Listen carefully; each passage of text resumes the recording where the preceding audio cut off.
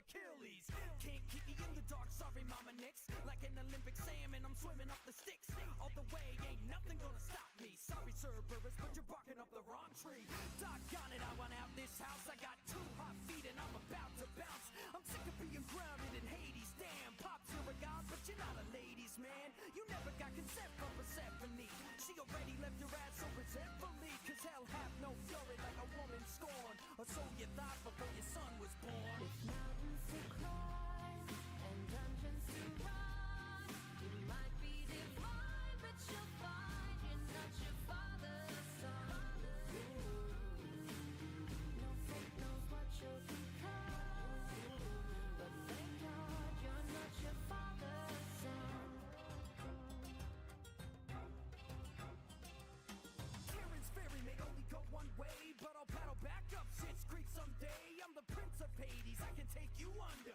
Uncle Zeus trained me to bring the thunder, so I rain down doom like a godly storm. I was taught by Ares what a god is for. Athena, I don't need defense, he got me bored. I would drop a shield just to draw my sword. I'll dive right in just like Poseidon. Now you're behind is gonna meet my trident. When I earn a boon, I deserve the finest. Dionysus, provide the wine list. I know Thanatos, I'm a friend to death. And Hypnos, I'm a legend, I'm with you, I haven't slept. Cause I put the work in, thanks for the help, Skelly. If they pick a bone, let you go, give them hell. Mountains to climb and dungeons to run, you might be divine, but you'll find you're not your father's son. No fate knows what you'll become, but thank God you're not your father's son.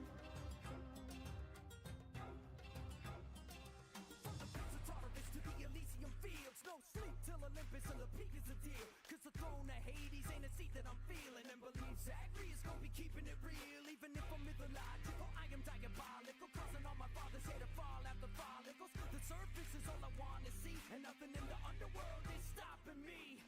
Fight and flight is my philosophy, cause I'm no homo but I'm on my odyssey. Sculpted like a god and I work that. Aphrodite even taught me how to thirst trap. Now I make them all weak like I'm Hercules. What you call furies, I'm for sure groupies. No tragedy here, my family's making amends. I'm the reason Orpheus is singing again.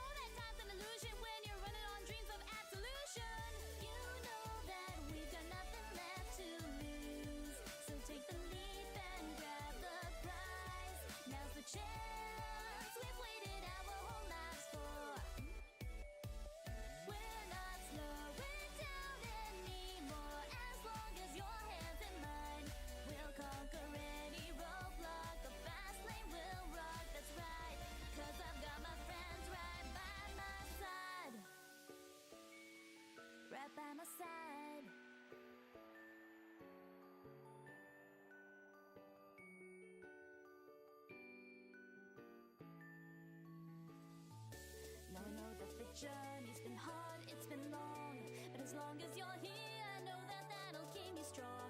Cause you know they say when times get rough, that's when diamonds shine. I'm coming in my prime. Whoa, whoa, taking off, let it go. Whoa, whoa, taking off, let it go. Whoa, whoa, come on now, we can show the whole world that we're ready to go. Now I know that the journey's been hard, it's been long, but as long as you're here, I know that that'll keep me strong. Cause you know they say when times get rough, that's when diamonds shine. I'm coming in my prime.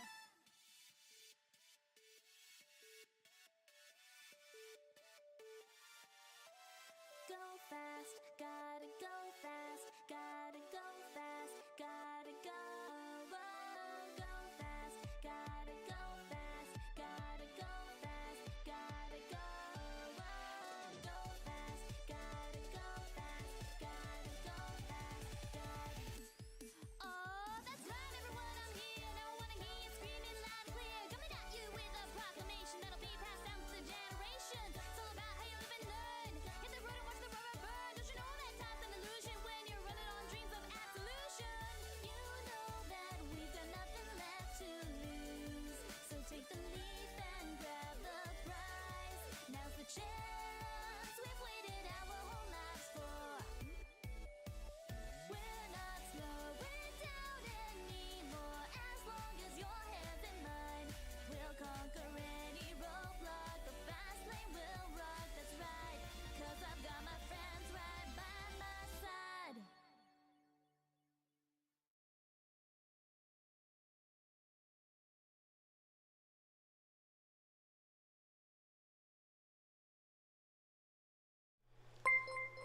Oh man, you just gotta love when you're hit in the face with nostalgia. Gosh.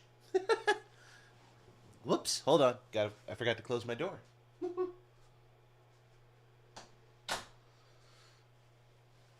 Also, perfect timing. Dear God, why are you subscribed for so long? I am not worth it. I really am not, actually. Actually.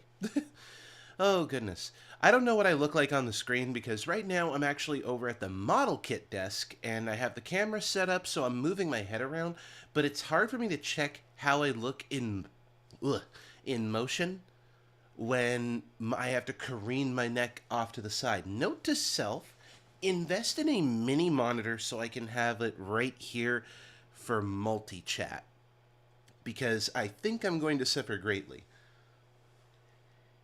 Oh, goodness. Oh, gosh. And see, that's what I mean. The multi-chat is over there, so whenever I have to turn, my model freaks out.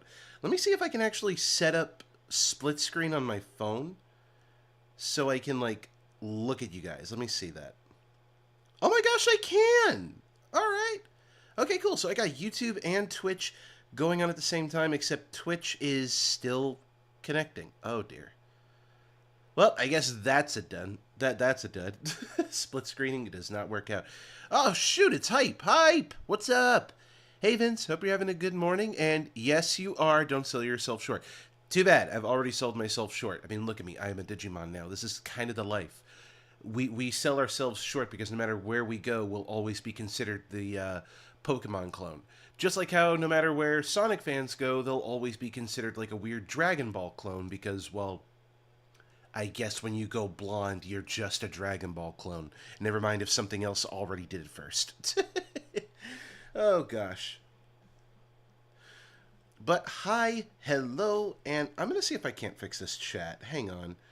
Because I do not like the idea that I don't have both chats active at the same time, and it's like I need to be able to see what everyone is saying. Let's see. Let's get rid of column chat, and let's try that. That did not work. Okay, let me try something different. Refresh? It's not letting me refresh. This is annoying. Why? Why? Okay. Hold on. I am going to try and get this fixed so that I can properly look at my screen and chat with like both sides, because I'm doing a multi-stream again, which has been hit or miss, I won't lie. I like the idea that I can stream to multiple platforms and reach out to different people. I mean, hell, last time I did this, I was able to reach out to people who were talking about Gundam and stuff like that. The people on Twitch couldn't see it, but know that I was geeking out and having a good time with that for the short while that it had occurred, and I liked it. But yeah, I'm doing good. Weather is finally getting warmer, so I went jogging this morning. See, I'm glad it's warm for you. I wish it wasn't warm for me. Because I would love some nice cold right now. I would adore it even. I am not built for heat. My body is sadly built for the warmth. And yeah, I suffer every time I go through it. Soon, Vincent. Oh, yes, I know. This weekend, this coming weekend. For those who don't know, Monster Hunter is coming out this weekend, which means we are going to be loading up all our weapons. We are going to be mounting monsters, slaying monsters, and you best better believe that I'm going to be trying to stream that as best I can, which is kind of why I want to go through some of these podcasts and model kits as quickly as possible. And this week I might be able to do more than just the one stream on Monday. So I'm looking forward to that. Definitely looking forward to that.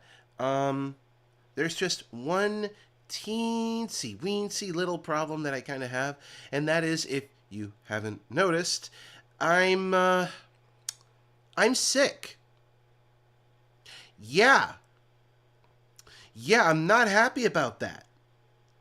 I have been trying to understand how I got sick, but I am. I mean, I still needed a jacket, but it's at least above 40. Okay, fair. You're a northerner.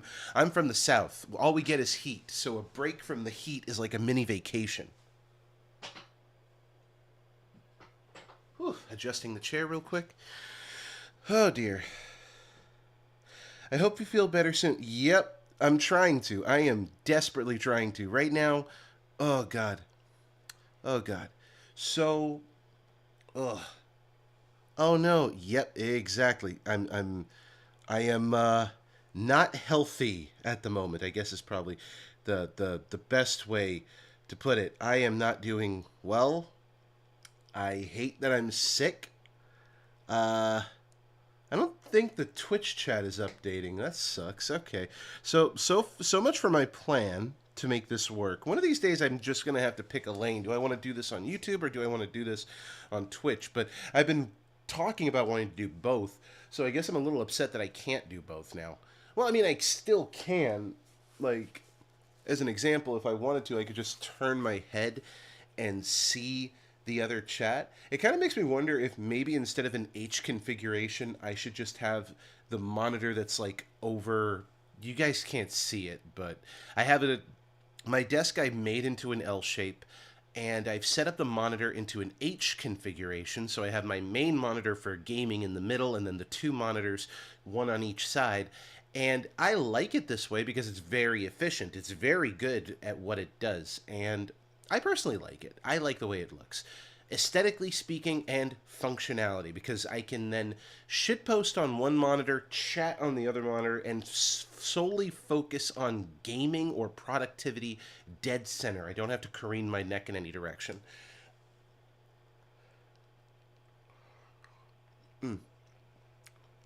And I like that. I like that configuration, but I'm starting to wonder if maybe I should have more of an elongated length so that I could, like, because I think my monitor could, I'm looking at it now, I probably could set it up in a way where I could have the monitor on the right, which is closest to the other desk, turn and then be elongated, like not portrait but landscape.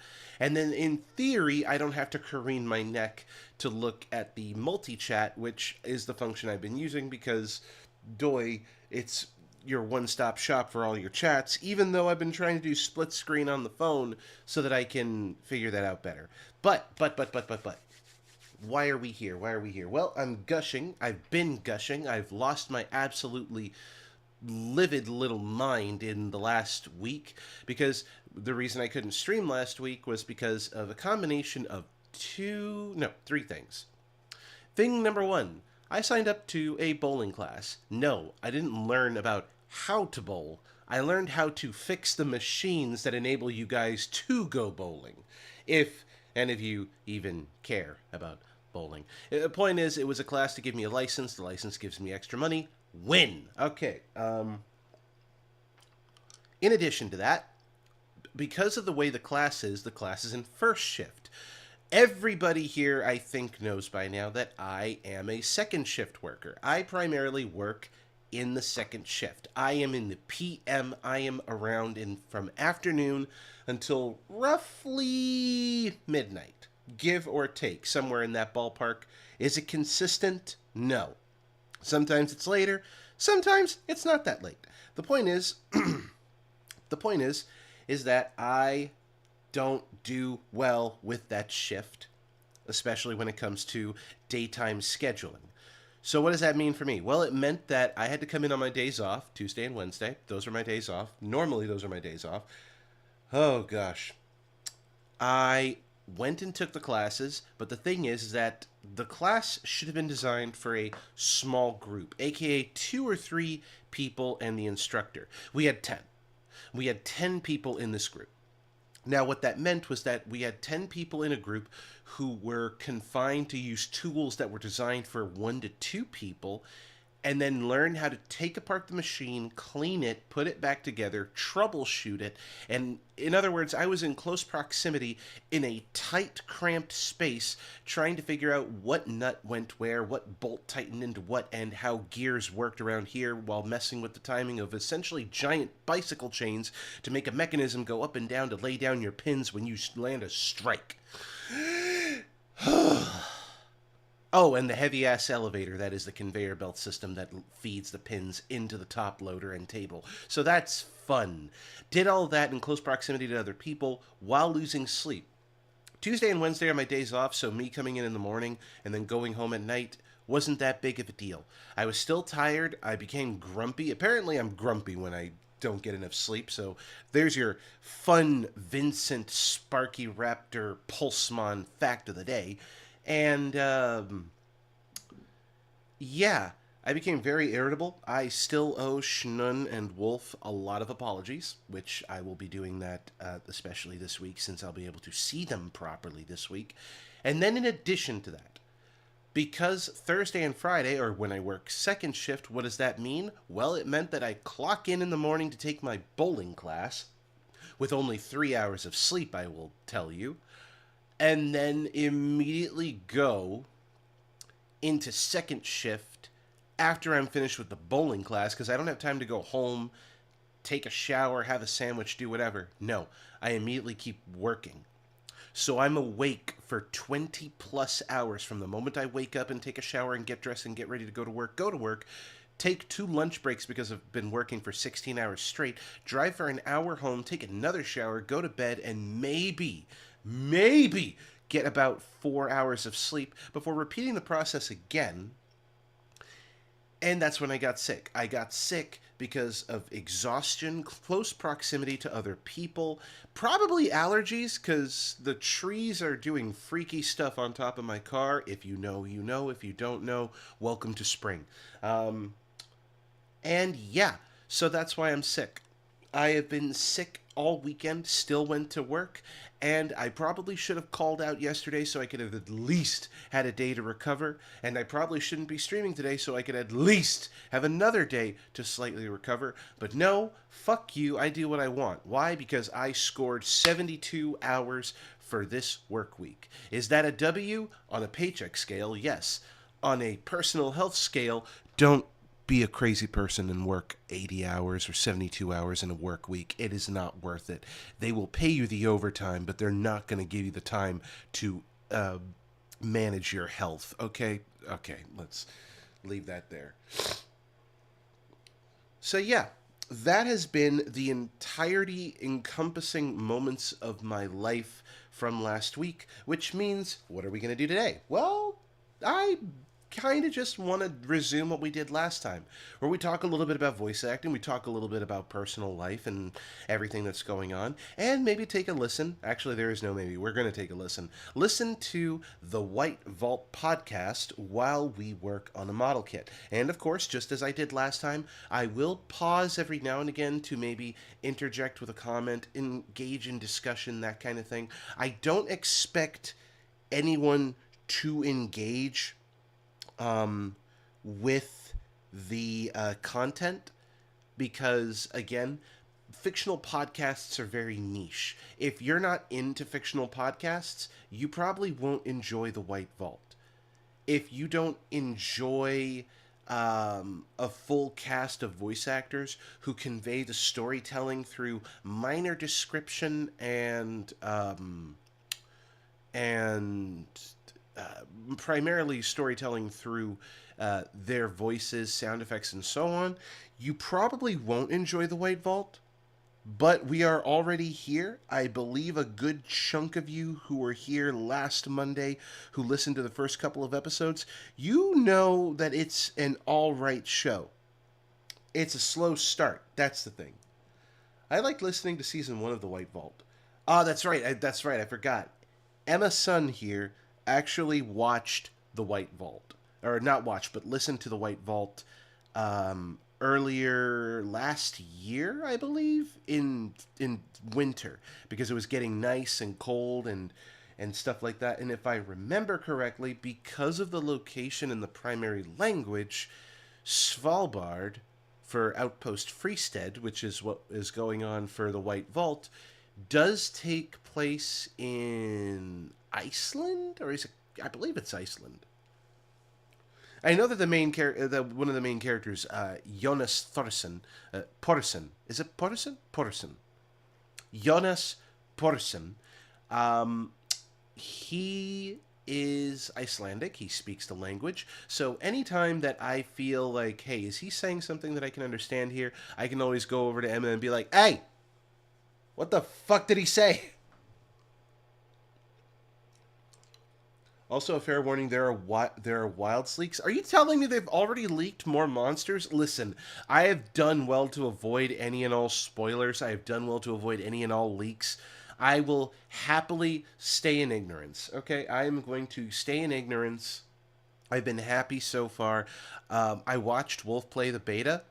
I didn't join in the beta myself because I kind of just want to experience it on my own as the game explains how to play to me. So that's what I'm going to do. Actually, I got to remember to sit down and actually pre-order the goddamn game and put it on my PlayStation 5. Note to self, make the purchase tomorrow or Wednesday, so that way I can get them cool pre-order bonuses, because I want some cool shit. Alright, but let's switch on over to... Oh, hold on. There we go. Okay, let me drag myself over real quick, because I've realized I am off to the side here. There we go. Okay. Oh, the camera still picked that up. Holy smokes. Huh. I have... You guys don't even realize how far I've careened my neck. So this is weird. Okay. Porsen, the P is pronounced with a T-A. Oh, okay. So it is... Thorsen. Okay. I have to... I'm desperately trying.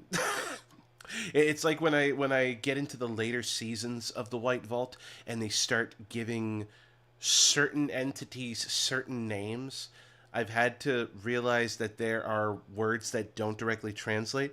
Like, what's a good example? Because this is going to be so weird out of context until you get to the later seasons of the White Vault. There is... Forminter? Forminter. Thing is that when I looked up the...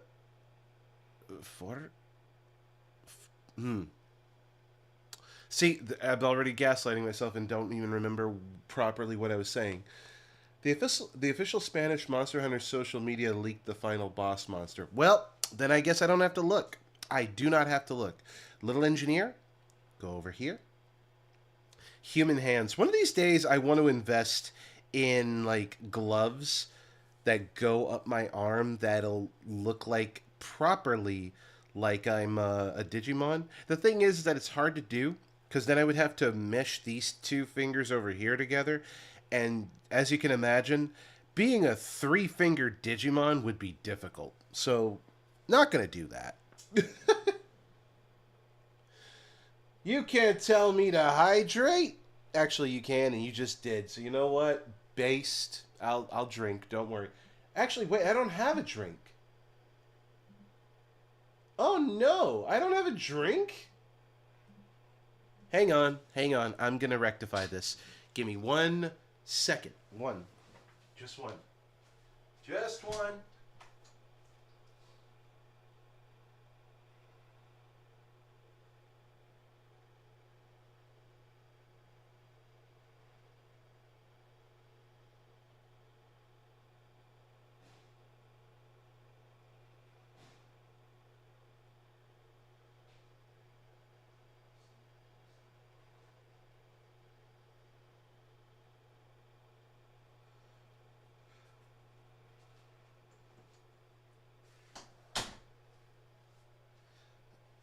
Oi!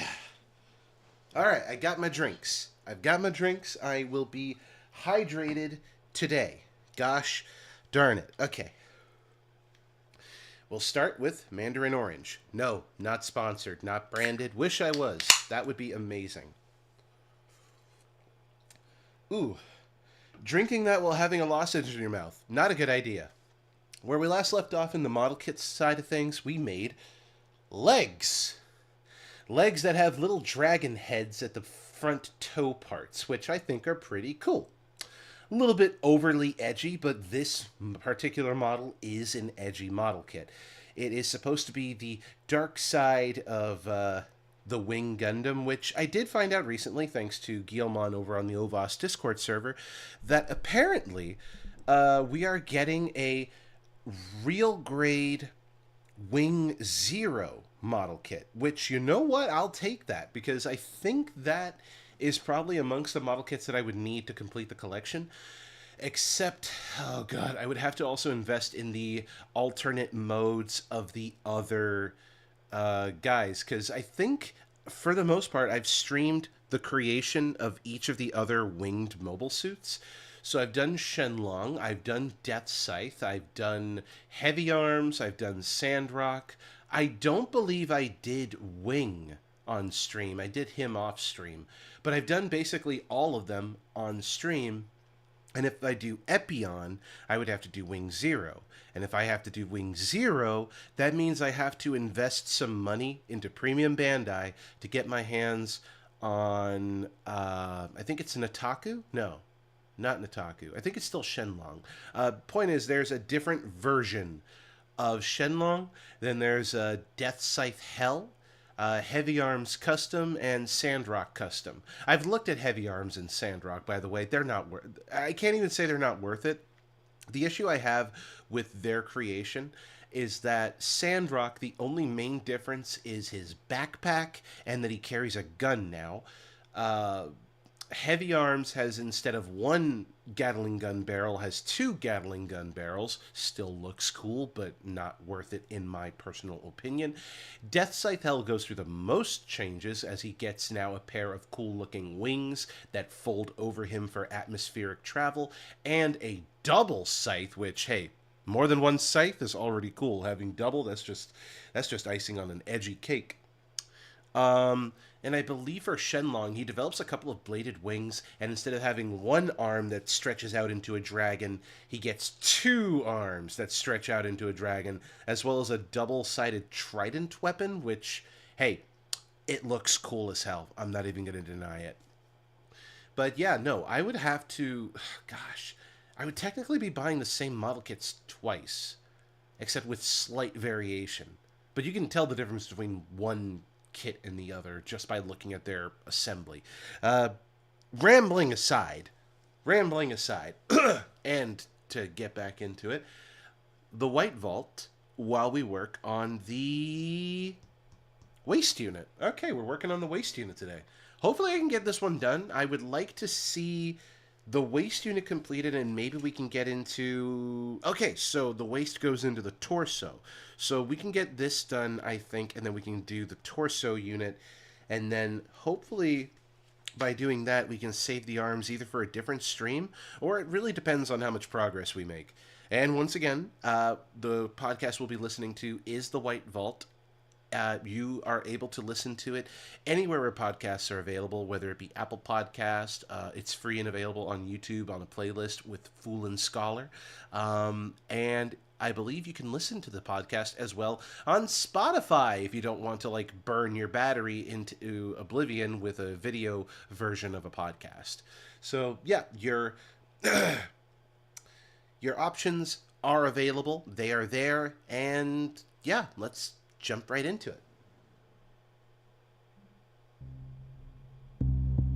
The following documents and recordings are the second instalment in a compilation detailing the events of the repair team sent to Outpost Freestead, consisting of Dr. Rosa Della Torre, Walter Heath, Graham Kasner, Dr. Karina Schumacher-Weiss, and Jonas Thorninson.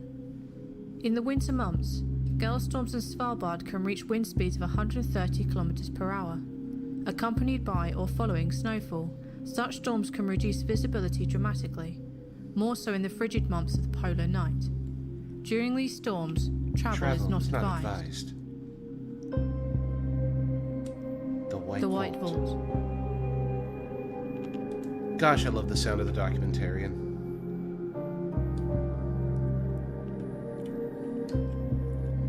Her importance to the story becomes very apparent once you get into, like, I believe season 3 or 4. I'd have to double check my research on that.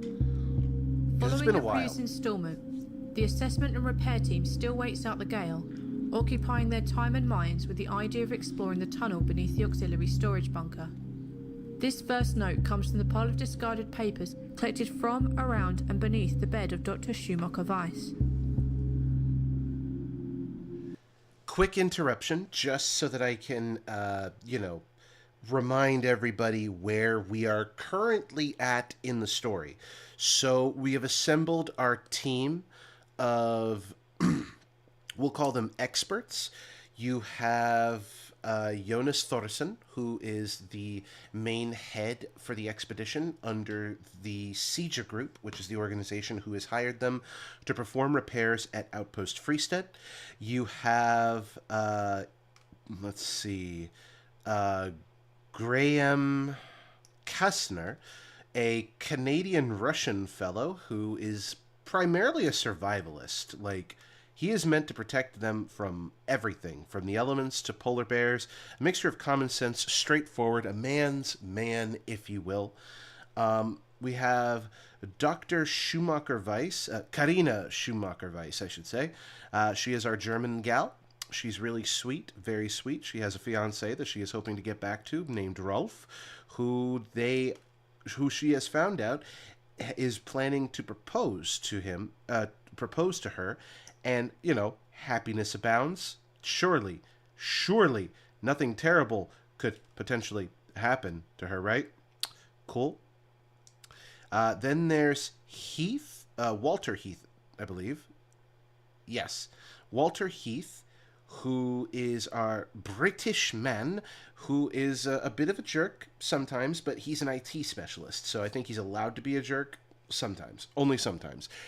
And I believe the last one is Rosa Della Torre, who is the field medic. She has been to Svalbard before, and she knows how to repair damages on people when they've been engaged in a polar bear attack. They tend to happen.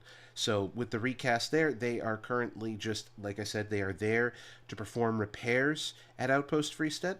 I think they've already conducted the repairs, and now they're just waiting out a snowstorm. So, caught up, let's continue.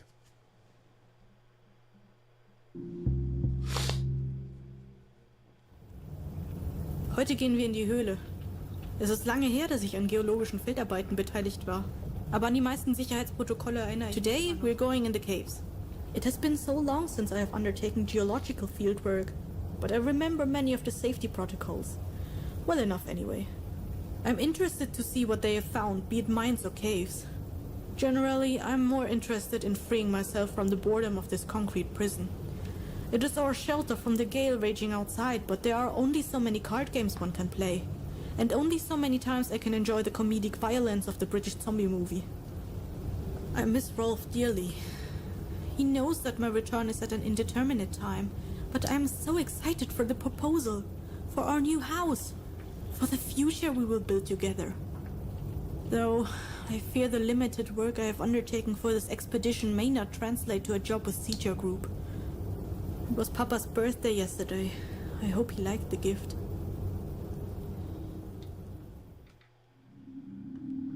Now, an audio track from Mr. Heath's camcorder. The accompanying video has been corrupted, as well as 2 other files.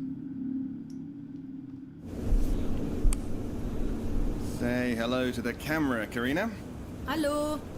We are at Outpost Friestedt in Spitzbergen, Svalbard. The team has been inside for days, so today we are going into the tunnel that Kastner and Rosa found under the storage bunker. The auxiliary bunker. Yes, we have prepared our items and will head out soon.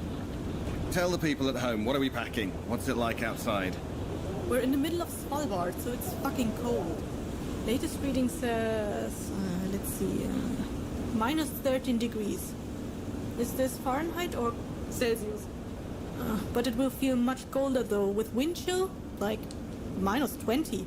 The storm has not let up, so that's why we're all looking like puffy burnt marshmallows. These snowsuits keep us not dead. And what are we packing? Let's see. We have rope, light, ice axes, crampons. And Kastner has the required Svalbard polar bear shotgun.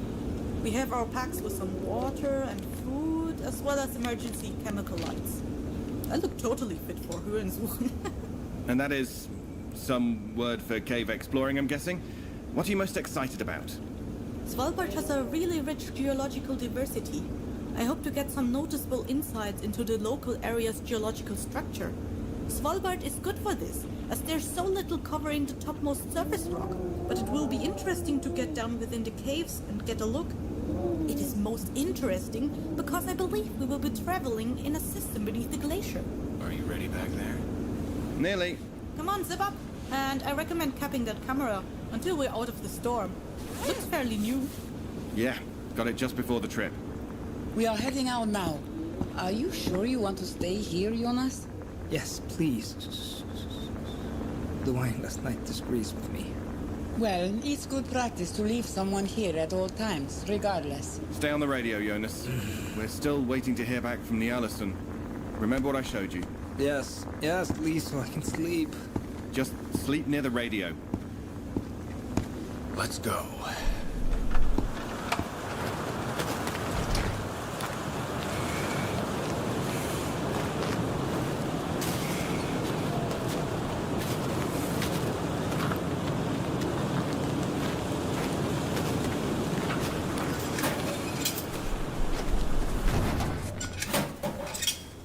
Everyone listen. The stairs are narrow, so use the handrail. Everyone turn on your flashlights. No, you won't need your crampons yet. Keep the axes attached to your packs for now. Leave space between you and the person ahead of you, or you'll walk into someone's pick end. You should know how to hold an ice axe, but just remember, if we do need them for walking, hold the head end with the pick end back. If I say to stop or give you an order, just do it. Do you want to attach rope now or later? The handrail continues into the tunnel for a while. We'll attach it to the end. I'm more concerned with the cave system. Let's get moving, but don't go too fast. We don't know what we'll find the further we go.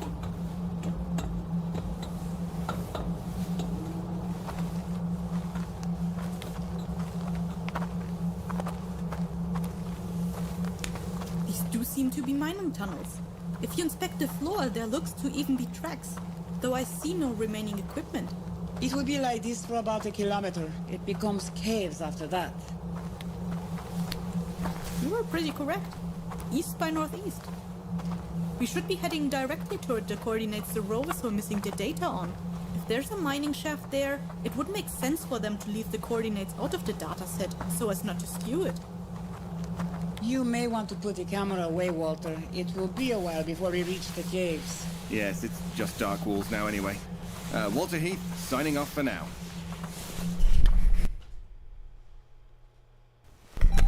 Is it on? Watch your step.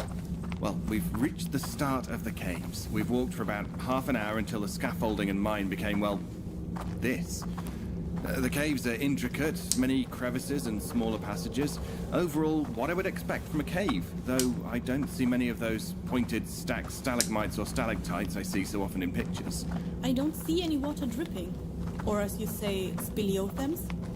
So perhaps the glacier doesn't drain through these caves.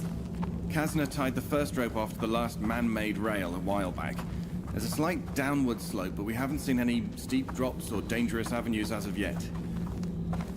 Do you think we'll get to use the ice axe? Shh. Quiet. Sorry. Not currently. Well, further down we go, so powering down. Oh, new update. Kazna says he sees light up ahead. My god. Are you seeing this? What is this place? This is what the missing data was hiding. Shit. Why is it blue? Seriously? You find an abandoned village under the glacier and your first question is about the color? Walter, this is an archaeological find. This looks old. Ancient. Look at the building structure. They look like little homes. The earliest settlements on the island's archipelago were on the coast. Whaling stations, I think. Yes, whaling stations, a few early exploration camps. Nothing permanent until the 1900s, with the mining. I count over 4 dozen of these stone huts. How? By pointing and counting. No, I mean, why is it blue? This is massive. How can you see far enough to count the fucking things? Oh, he's right. Look. The glacier is like some kind of dull blue light. You think it's glowing? No, but maybe some kind of parabol reflector. A parabolic reflector still requires a light. This is not a normal cave formation, regardless. Well, not to tell you your business, but this doesn't look like a standard cave, Karina. No, you're correct. Look at the walls, the curve. Graham, what are you doing? While it's nice to hear you all talk about the cave, I'm more interested in what's in it. Look at those buildings. They look intact. We don't know who or what is down there that doesn't want company. You think there are bears? Maybe. I don't have enough experience with old under-glacier stone settlements to make an assessment. Are we going down there? We must. Should we not document and report such a find? I googled Svalbard extensively before my flight. I never heard of this. Do you have it on camera, Walter? Well, sort of. Can you let me squeeze through? I'm not certain how the video will show up. It mostly sees dark and blue. Is that a disposable camera? Yes. So as Walter asked, are we going down there? Tomorrow, we'll come back with the proper gear for the descent. We marked the path through the caves and should be able to get here in better time. Careful! Remember your ice axe. It appears Mr. Heath shut down his camera for most of the walk back through the caves. The following is an entry written by Mr. Thorninson while stationed back at Outpost Freestead. It was written on the transmission report pad, slid under the largest receiver, in Mr. Thorninson's atypically heavy penmanship. Okay, so I went through a lot of that uninterrupted because it was one continuous segment. But gosh! The buzzing in the background to let you know that it's like an underground cave system. It has its own ambiance. Love it. Glowing blue under glacier village of some sort. Love it. The idea that it wasn't mentioned on the sensors in the data. Nothing. Love it. It's piling on the mystery. That's all it is. It's piling on mystery after mystery. Oh gosh. Also, Svalbard is in Norway. I remembered correctly our Norse siblings. Oh, shoot! I forgot about that. For some reason, I thought that was in a different region. Okay, so interesting. Wait. I'll have to make sure that the language is correct then. Unless you guys share a similar tongue, I'm not 100% sure.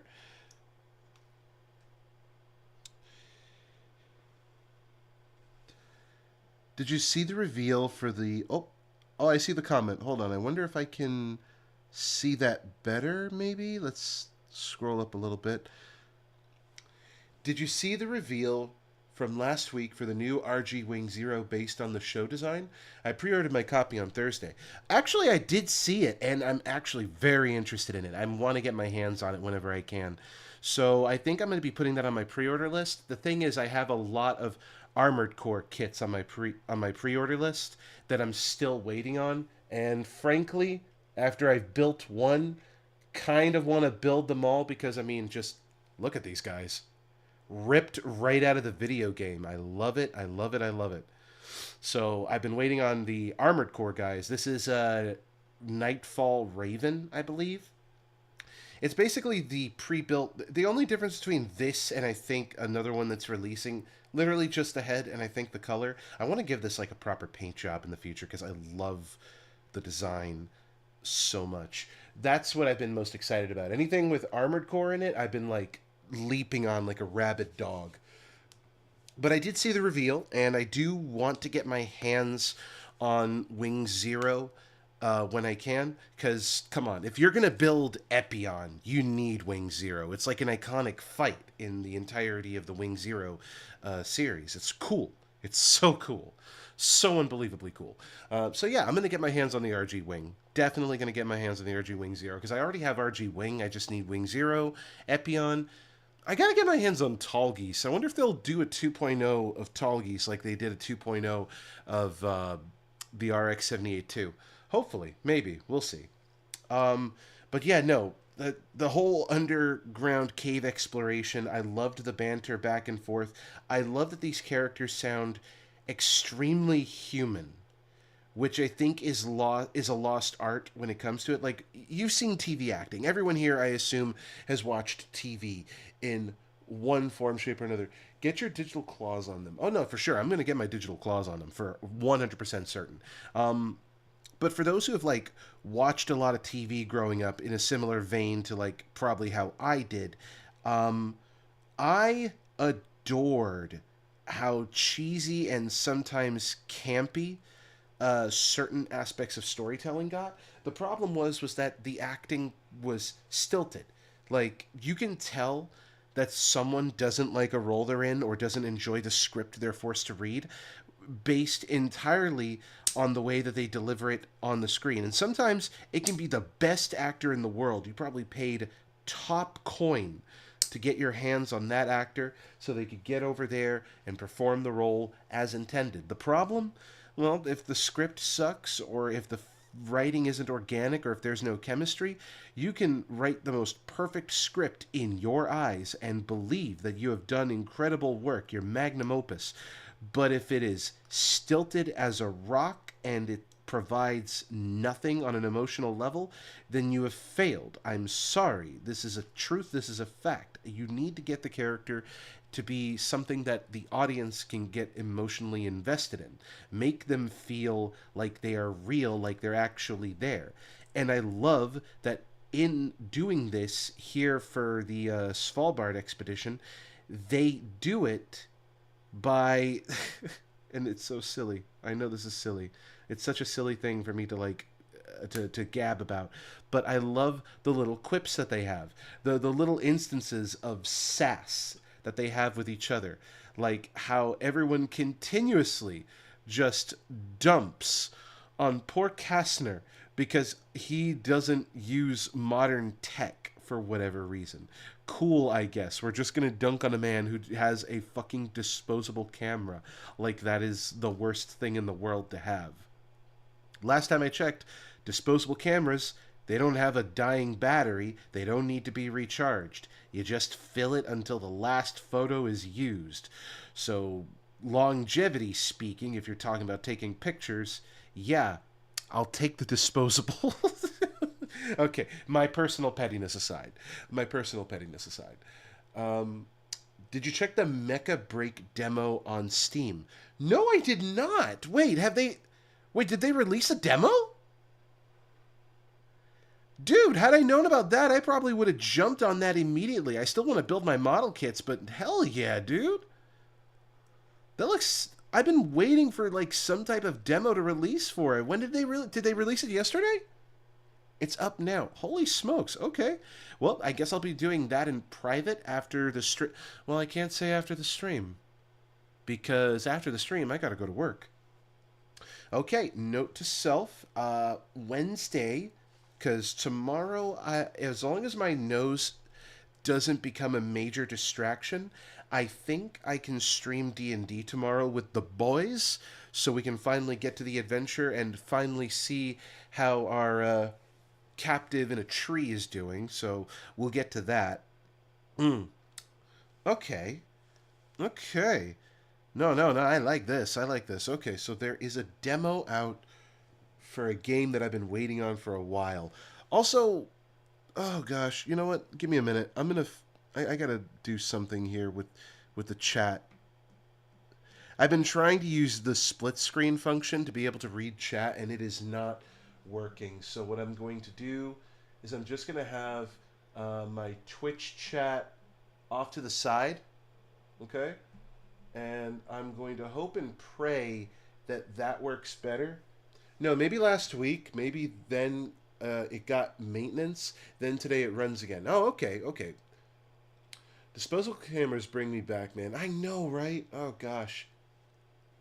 And I love listening to the accents. Oh, no, the same. I love the accents in The White Vault. Again, you can tell that they put a lot of passion and a lot of work into a sort of international-sounding project, which is such a shame when you get into the later season.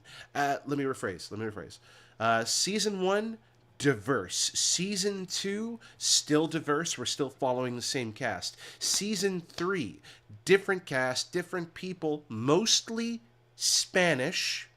with English. One person is Portuguese, and the last person speaks Mandarin. 4th season. I believe we have Russian as a primary. A little bit of Spanish, Espanol. I think Arabic, because there's Amir. I'll have to look at that later. And then we kind of go back and forth between languages. And then 5th season, multiple languages, not nearly as diverse as season 1 and 2. And then finally, we get into the newest series, The White Vault Goshawk. I will spoil nothing about that. I want you guys to experience that one for yourself when you get the chance. When we get there, if we get there, I hope we get there.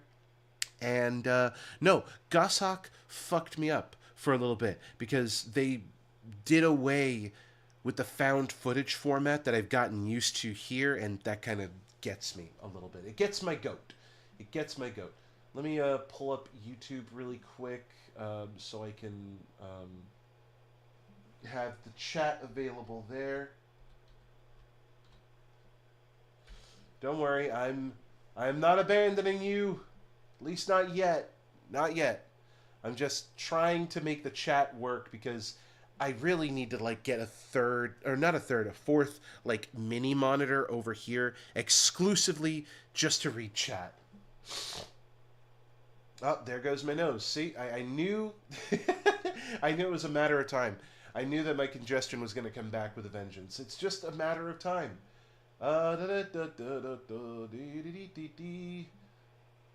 There you are. Okay. Let me go into the command center, and there we go. Okay.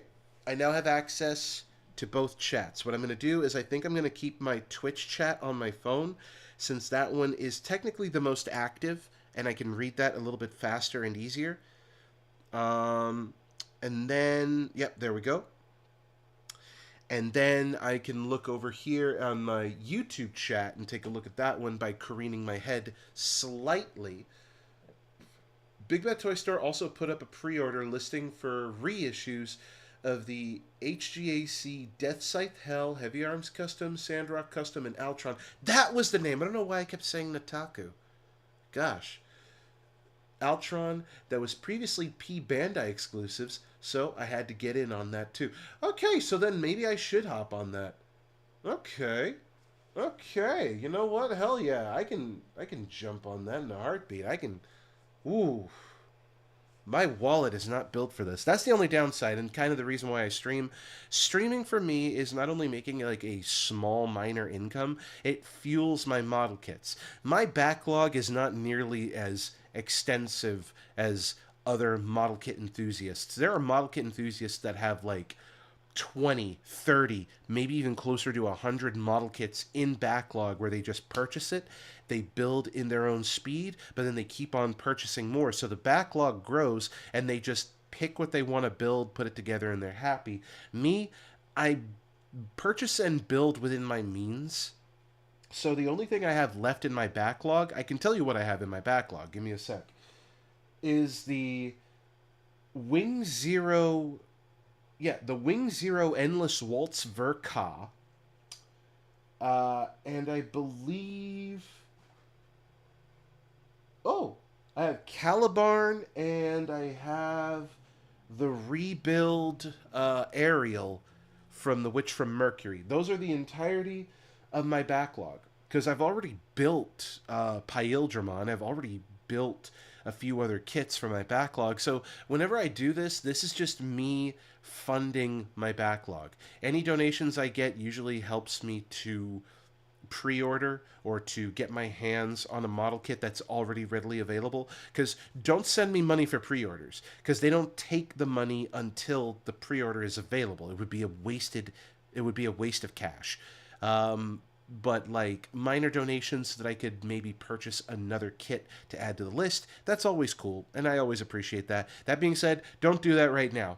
Don't do that right now. I'm perfectly fine with my small-ass backlog. This right here is more than enough for what I need to build on stream and have fun gabbing.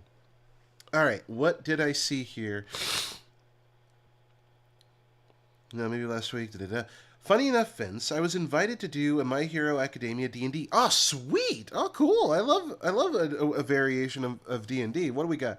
I rolled an explosion quirk, so I had the idea of chemical being acetone peroxide. Acetone peroxide? I'm sorry? You know, maybe you're just an explosive gremlin. God. I just saw some White Vault fan art and... So, Emma, I don't know... Oh, God, this is going to be, like, debatable. So, before I continue with this series, and before I hit play on it and continue working on this model kit, minor yapping. Recently, I paid for the White Vault Patreon. Now, the reason I did this was because I wanted to have access to some of that extra content that I talked to you about. For those who weren't here last week, the White Vault has extra content. The extra content is essentially outtakes, interviews with the actors. I only found out recently through one of the interviews that apparently the actress who plays Karina Schumacher-Weiss, the geologist, she's a bunny queen. She just has bunnies. She has... It's adorable. She has a page where she just shares pictures of her bunnies being adorable. It's really cute. And I adore her for it. I adore her every day for it. It's a light in my day, I swear to God. And yeah, no, it's just genuinely sweet. Genuinely sweet. They're all really cool. But thanks to doing the Patreon... I get access to their Discord server, where I see a few fans. It's not as active as I would personally like it to be, where I could, like, talk to people and gush for a bit, but I'm also generally just there to see if I can find some cool fan art. There is some cool fan art there, but the biggest thing is that I also get access to their other content, which acts as extra stories, like Artifact, which kind of talks about, like, these little things that we find out have story importance later in the White Vault. I believe they're called Gripperwither? I am probably butchering that, Emma. I am so sorry. If you can tell me if I'm pronouncing that correctly, and if you could tell me what the fuck that means, I would be a happy man. Because Gripperwither, I don't know what that means. I've only ever heard it in Goshawk. I heard it in Goshawk, and they refer to the tiny artifacts, which are apparently sentient creatures. So tiny artifacts are referred to as Gripperwither, and I believe the larger statues are Forminther. Or Forminther? Forminther. Which, I don't know if I'm even pronouncing that correctly. The English terminology for the statues are called guardians, but I don't have a proper thing for Gripperwither. So I am lost in that regard. I discussed it with the DM, and they said that this here self-damage, but you will fucking do a lot of damage. I said I was well aware of the risk. Okay, so first of all, you're insane. Second of all, how dare you? Third of all, it feels like the Kineticist from Pathfinder 1st Edition, where you do a lot of damage to your enemies, but you do a little bit of damage to yourself that you don't get to heal until you take a long rest, which was kind of the check and balance of playing a character that was entirely constitution-based. I will get to that conversation in the future when we get to that conversation in the future. Christopher from YouTube saying, I built the Master Grade Wing Zero EW Vercut. These names! But I know what you're talking about. These names. And the Master Grade EX Strike Freedom. Okay, I'm going to ask you. Did the Strike Freedom still have weak-ass hips? Because I remember that was a problem even in the regular Strike Freedom. Last year, and quite like how they look, though I prefer the show designs from Gundam Wing over the EW redesigns. Based, I can agree with that sentiment. The EW designs felt a little overdone. It's very Kotoki. It's a very much Kotoki design, but I have trouble in my heart of hearts, despite the fact that I am a filthy Gundam Wing fanboy, I have trouble in my heart of hearts justifying why Wing Zero has 4 wings shaped like an angel and they flap in space. Why? Just why? Bias aside. Bias aside. Hold on, I'm gonna see if I can find the word just to be sure. It's said in the newest season of the series, so unless you go and fast forward to Goshawk, I believe in later parts of it, they say what these things are, and they say Gripperwither. I think it's Gripperwither? Is it Gripperwither or Gripperwither? I have no idea, because I am not native to that tongue. I am losing track of the plot. I'll keep hitting play real quick. Hold on.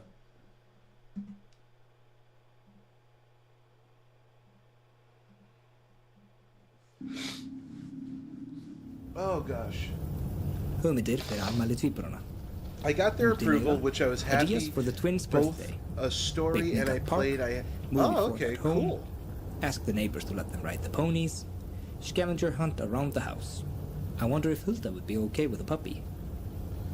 Why did I drink the wine? Regardless, I slept for several additional hours this morning, and I am feeling better.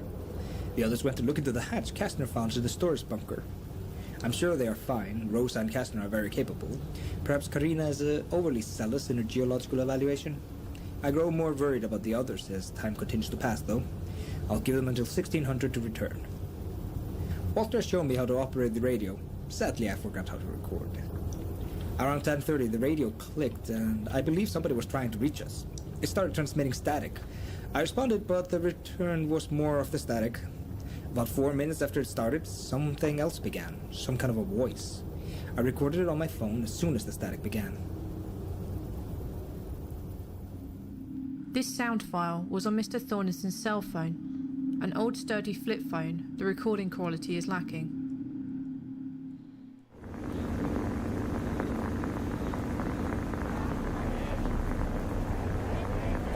Hvað er þetta?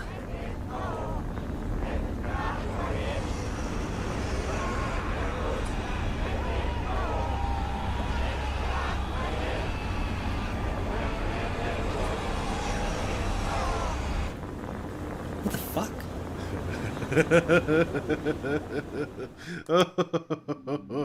We now return to Mr. Yes! Ferguson's written notes. You have no Quite idea. Oh god. I bet it was Walter. You have no idea how happy I was to hear something like that, as disturbing as it sounds for me to say out loud. You have no earthly idea how happy I was to hear something like that play out. Oh man. Oh man. Oh. You have, again, no earthly idea how happy I was when that played. It was... Oh. Oh. I love horror. I love horror. I love horror. I love horror. I can't get over it. It's good stuff.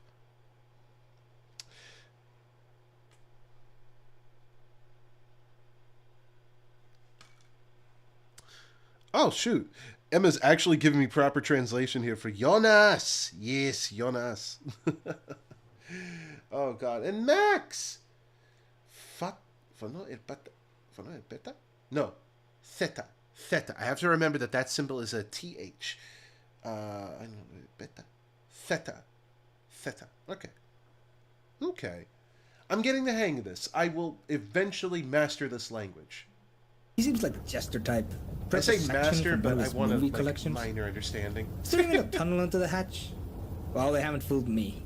My tolerance for mischief has risen significantly since the girls were born. Is there more coffee? I think I put this in wrong. Another group recording was found on Mr. Heath's laptop. It was in a desktop folder labelled Svalbard Findings and contained multiple audio recordings. Is this another jest? Show me the video. Well, take a look. The camera's on the shelf next to the coffee tin. Just plug it back in when you're done. Jonas, wait until you see it before you judge. It was astonishing. Non ponadobitsa parakrukov, molotok, motok, veriovki, tuporiki, alpinitski akoshki, blin yalushka zapishu. What, Kessler? Well, the drop down into the cave looks just under 2 meters, but the landing looked icy and sloped. Once we get to that small landing, there's less than a meter of space available before the angled descent down into the cave floor. I'll need to attach a line and some pitons to get us down there safely, and back up into the passage for a safe return. Any ideas what it was? How did it get under the ice? And that light? There are many Mayan ruins I've seen back in Mexico, across the Yucatan, with stone huts like those. These are different though. Different stone. Looks so old.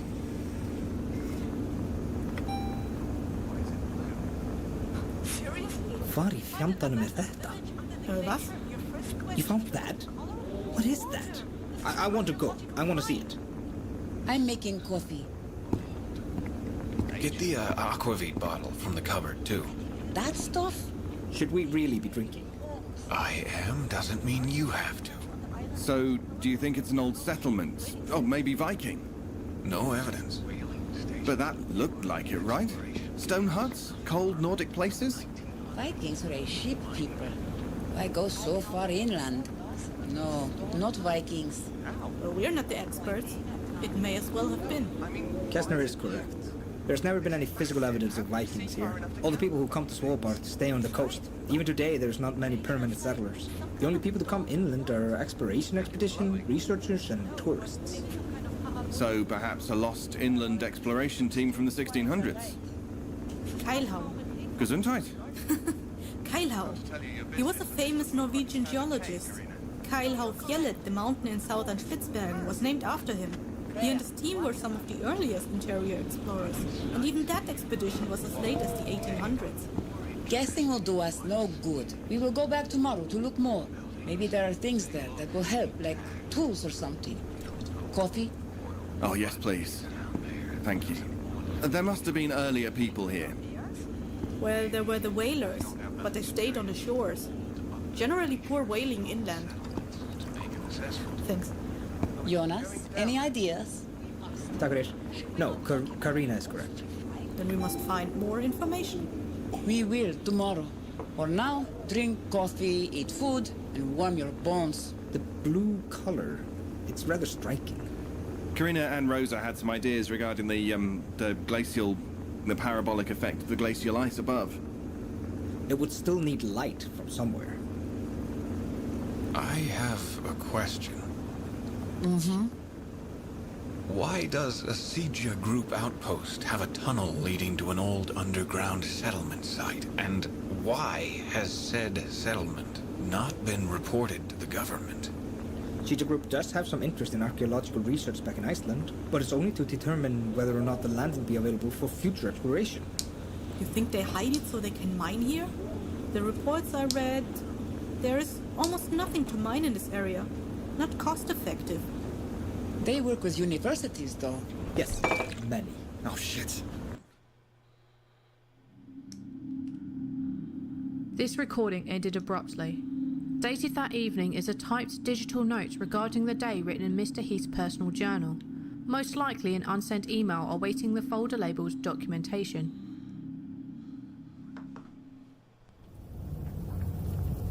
I spilled coffee on my laptop earlier, but it appears to be in working condition again. Now, for the fun part. We found something today. Kazna found a hatch in the storage... Sorry, Heath just wanted to jump in on that because I see that there's some translations down there. And, of course, there is a bot while I am away from my keyboard. God damn it! I need mods. Oh, gosh, hold on. Let me fix that. Let me fix that. Don't worry. I got it, ladies and gentlemen. Don't worry. And that's an instant ban. Once I get a little bit of story from the DM, like setting and whatnot, I already dabble writing and fun ideas. Ahoy. Excellent. Excellent. Takfirer means thank you. Takfirer? Okay. I love audio stories so much. Fun for the brain's imagination. Exactly. It's why I love it. He just said, what the fuck is that? Okay, so that's what he was saying. Oh, God. Vo irpeta means, what is that? Okay, that's right. I think I already read that. Okay. Perfect. No, the hips of the MGEX Strike Freedom are quite sturdy, but I don't really pose my MGs all that much to where the joints loosen. You know what? Fair. I think that was an issue I had. Actually, no. A master grade that I had whose joints did not last long was the master grade Wing Fenice, which that thing was mostly polycaps. It did not last well, and when I moved, it completely disintegrated, so I couldn't even move that. The longest lasting one that I cannot pose at all, though, has to be the master grade full armor Thunderbolt, which I have sitting there, and I'm going to have to eventually get the Psycho Zaku, but boy, I'm not going to be happy when I have to build that, because that is so many parts. Okay.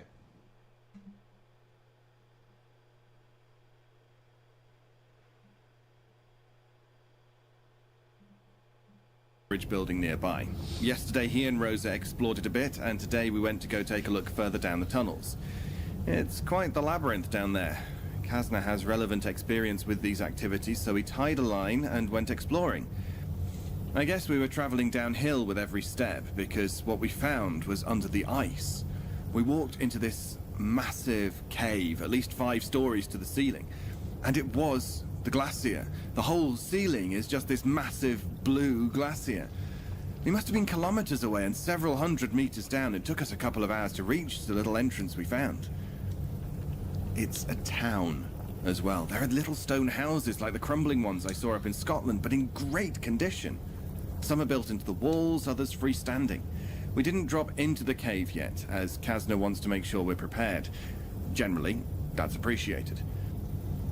We've made some rather wild conjectures regarding the cave and its buildings. I lean toward the lost unnamed explorers setting up camp for the winter line of thought. Karina is certain that any such loss would have been noted in history, but there is much history has forgotten. Or Vikings. It could always be Vikings. Because of course it has to be Vikings. The following note was found between the bed and nightstand of Mr. Thorninson. No hate, but I swear Viking felt more like an umbrella term. Vera viss om att säga för utvarsutställning. Tomorrow. Be sure to tell them about the recording you took of the radio. Ask how to use the radio again.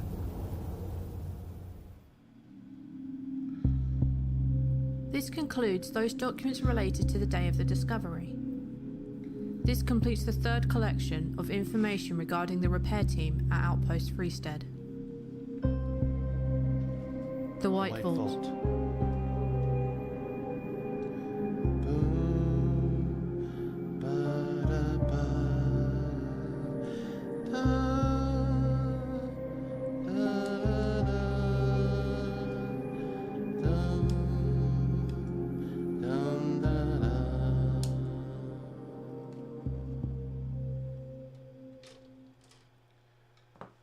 Okay, let me put a pause on that real quick. Okay, so quite a bit to unpack there. They find a city, or they find an underground village. The village is apparently having a sort of parabolic effect in terms of lighting, but as they point out, scientifically speaking, that is impossible unless there's a source of light. The problem with that, you're in a blizzard. Where is the source of light coming from that would create this parabolic effect?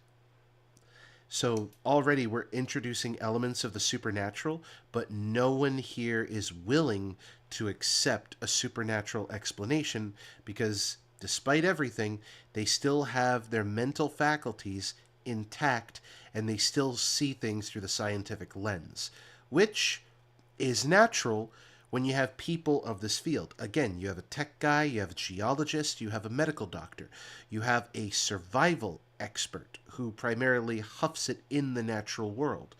Because these people have existed in the natural world, they have observed the natural world, they go about things through a scientific, clear, and focused mind and eye. So naturally, they're going to be a little bit on the skeptical side when they see something that's a little bit unusual. They will try to find the source of what it is. They will try to understand why it is. And then that will lead ultimately to tragedy as we proceed forward in the story. But man, again, I love the little moments. I love their interactions. It's very real. It's very natural. And I love it. I don't know. It just, I could gush about it for hours. I really could. And every time I gush about it, I know I would just be retreading the same thing, where it's just so cool. So unbelievably cool. And the occasional racist microaggression of, it was totally Vikings, guys. Meanwhile, Thorson, sitting right there, it's like, yes, the Vikings. Yes. Absolutely. Okay. My little sassy tangent aside. The following documents and recordings are the fourth installment in a compilation detailing the events of the repair team sent to Outpost Freestead, consisting of Dr. Rosa Della Torre, Walter Heath, Graham Kasner, Dr. Karina Schumacher-Weiss, and Jonas Thorninson. In the winter months, gale storms in Svalbard can reach speeds of 130 km per hour. Accompanied by or following snowfall, such storms can reduce visibility dramatically, more so in the winter months of the polar night. During these storms, travel is not advised. The White Vault.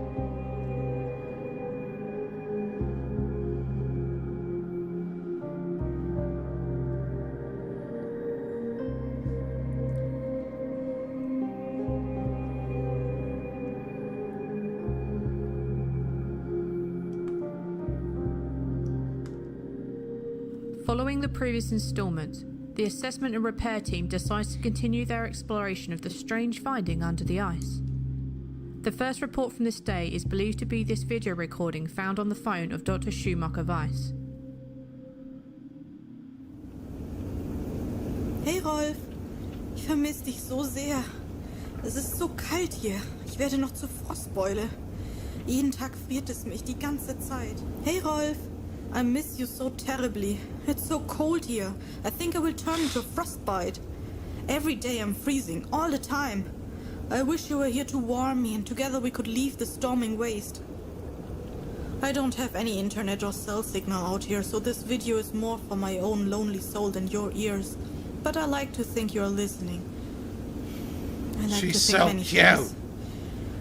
I like to lay in my cold bed and pretend that I'm on the grass of Montbijou Park.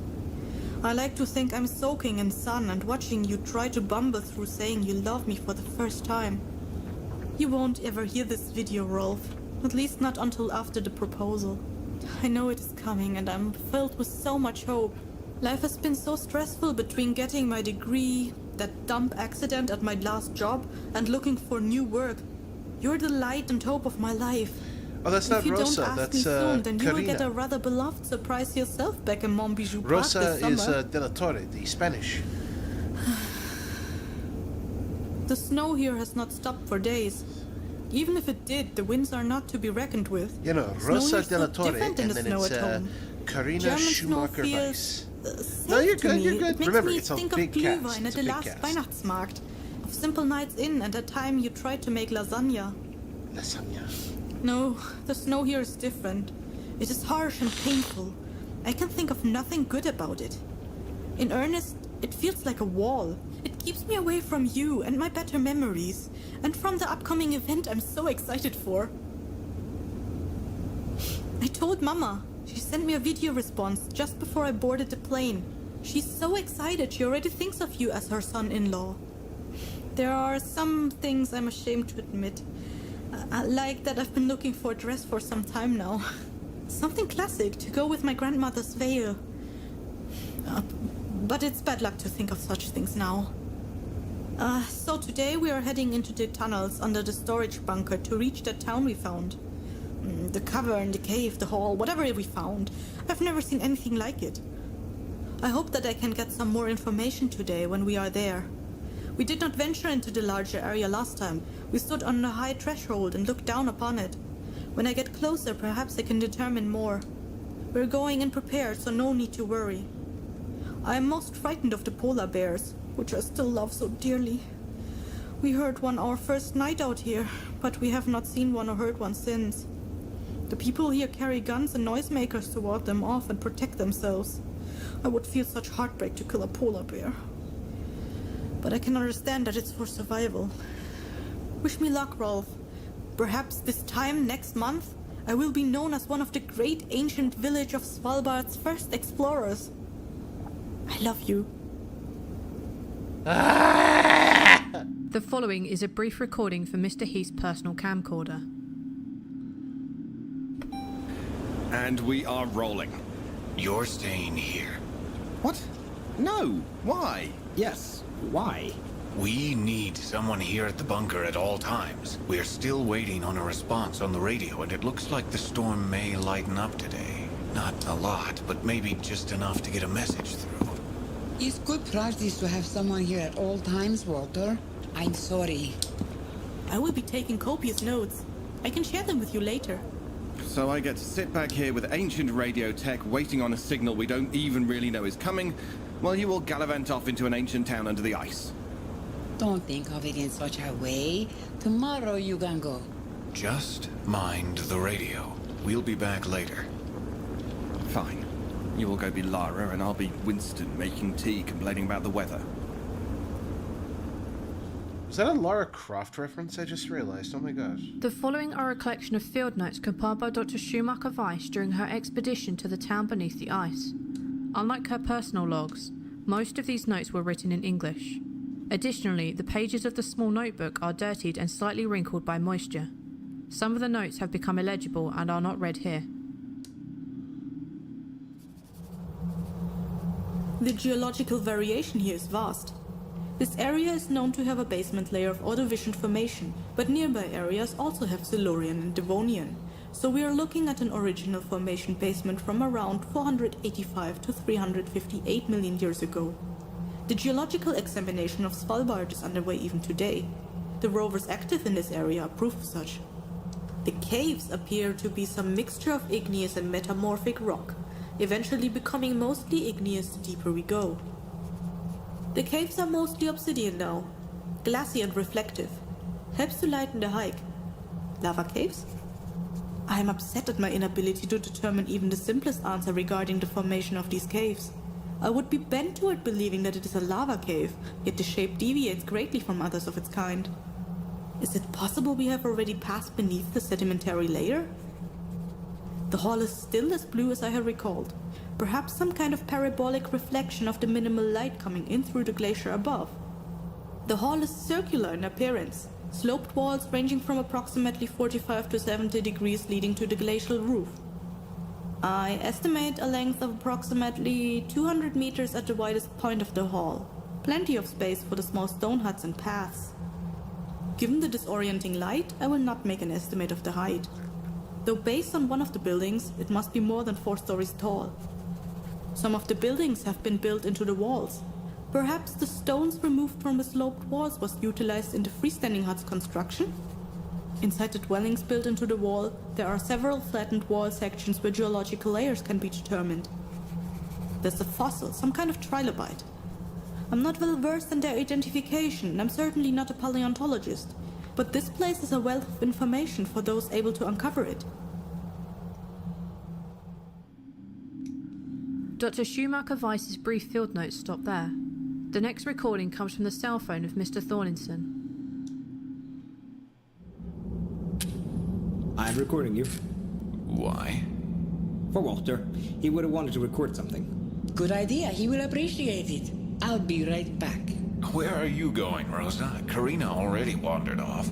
We've already hiked 2 hours. I drink a lot of coffee, so excuse me. Karina is up there in that row of huts. Shit, how did she get up there? Whew. So, what do you think of this place, Kessner? I think it's dangerous. See that? Over there? Now, that's evidence of previous rock slides. And some of those collapsed structures look like they suffered from an ice fall. At least I see no evidence of bears. No tracks, scat, or kill remains. I'm relieved to hear that. It is a long hike through the caves to get here.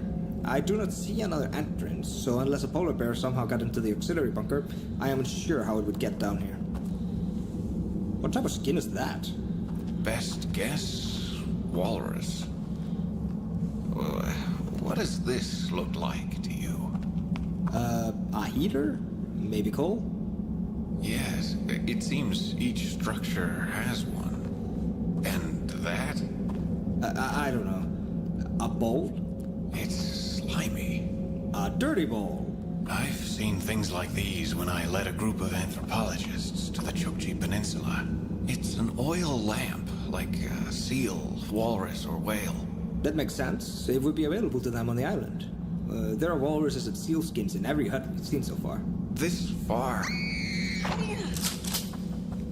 Over here! What happened? She fell from up there. She's not waking up. I don't see blood. She's alive. Jonas, get some of those skins. The larger ones. Sturdy ones. The recording cuts there. No recordings or documents regarding Dr. Schumacher Weiss's condition or the day's expedition are available until after the team return to the bunker. The following was written by Dr. Della Torre regarding the injury. As per the request of the Sigil Group, reports that will be read and filed by the company must be written in English, Norwegian, or Icelandic.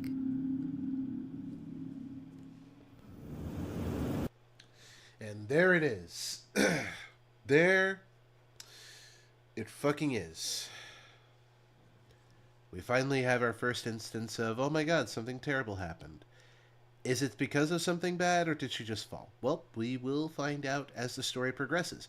Just need to take a break from the story because, as always, again, and I will remind everybody here, the White Vault is readily available for anybody to listen to in their own time. They don't necessarily have to listen to it on stream here.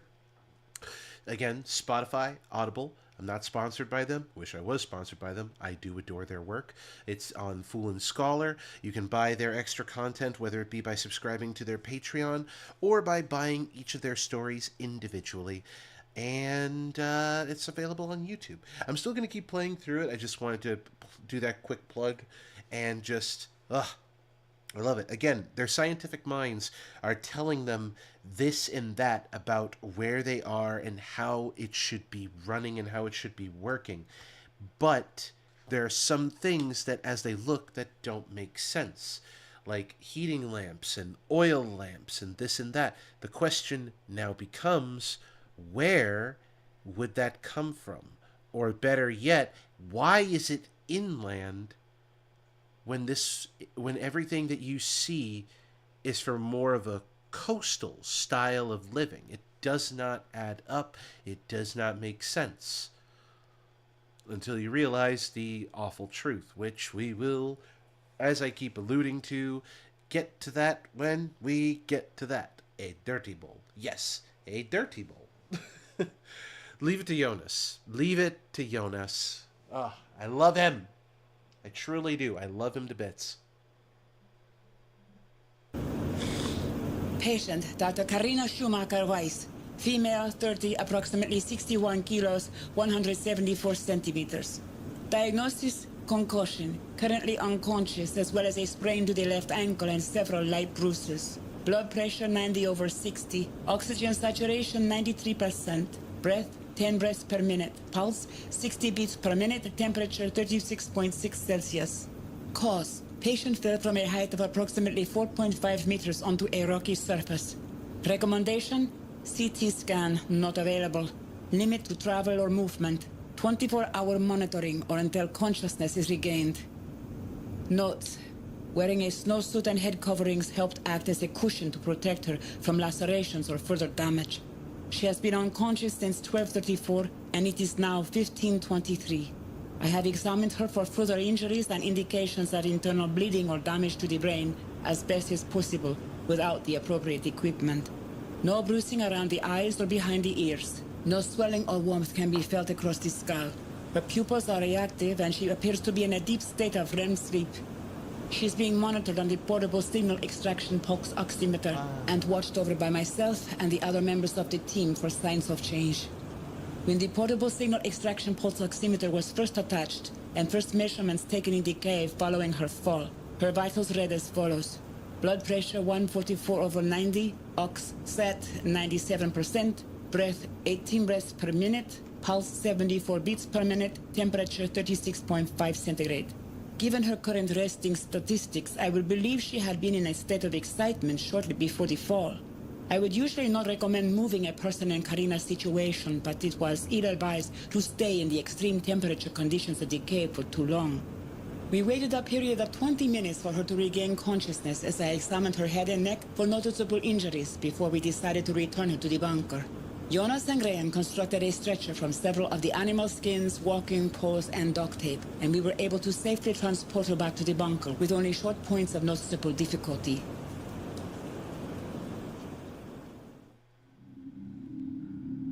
The following is a written action report from Mr. Kasner. Leave it to Kasner. We set out this morning around 0900 hours for the tunnels beneath the auxiliary bunker. The out team included Dr. Rosa de la Torre, Dr. Karina Schumacher-Weiss, Jonas Thorirson, and myself.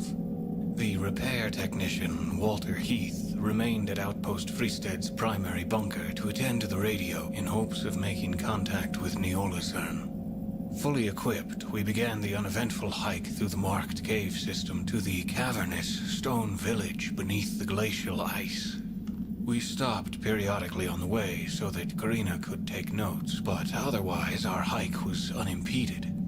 Upon reaching the exit to the tunnel and entrance to the glacial-covered space, I set about attaching the pitons and lines for descent. We have now utilized more than half of our rope, the majority of which has been used to mark the correct cave tunnels with a connected line. Once secured, we descended into the cave and began our exploration of the structures and surrounding area. It was early in this stage that Karina broke off from the group to begin her geological evaluation of the area. We examined a few of the buildings. There are several dozen structures, both intact and collapsed. A larger stone building in the middle of the cave is several stories tall, and the only building more than a single ground level in height. But stones block the door, and it does not seem to have another entrance. The small stone structures look as though they vary in size, from small single-person hovels to large family structures with multiple beds. Several structures have collapsed. The skins of reindeers, seals, and walruses were prevalent in every structure we could enter. Items such as forks, spoons, needles, barbs, fishing hooks, and combs made from either bone, tooth, or walrus tusk were found in the structures, as well as stone bowls, cups, plates, oil lamps, grinders, and knives. Knives were commonly of obsidian. None of these items appeared out of place. Every structure appeared as though it were cleaned and set right before the inhabitant left the building. Many of the structures no longer have roofs, as over time the skins that formed the roofs fell inward. There is no wood present in the town that I could find. Narwhal tusks measuring up to 3 meters and arched bones lashed together with hind thongs appear to have been the supports for such roofs. After examining the settlement for about an hour, Jonas and I heard a scream, followed by a yell from Rosa. We rushed over to find Rosa over Karina seemingly unconscious. Rosa reported seeing her fall from an above ledge. Rosa attended to Karina while Jonas and I began finding the materials needed to create a stretcher, if necessary. I examined the area Karina fell from. She had taken a set of stairs carved into the stone of the cave wall to reach the huts carved into the walls above. Given the stairs, she most likely thought it was safe to ascend to the area. Jonas and I collected strong seal skins from the buildings and utilized our sturdy retractable walking pole and duct tape from our packs.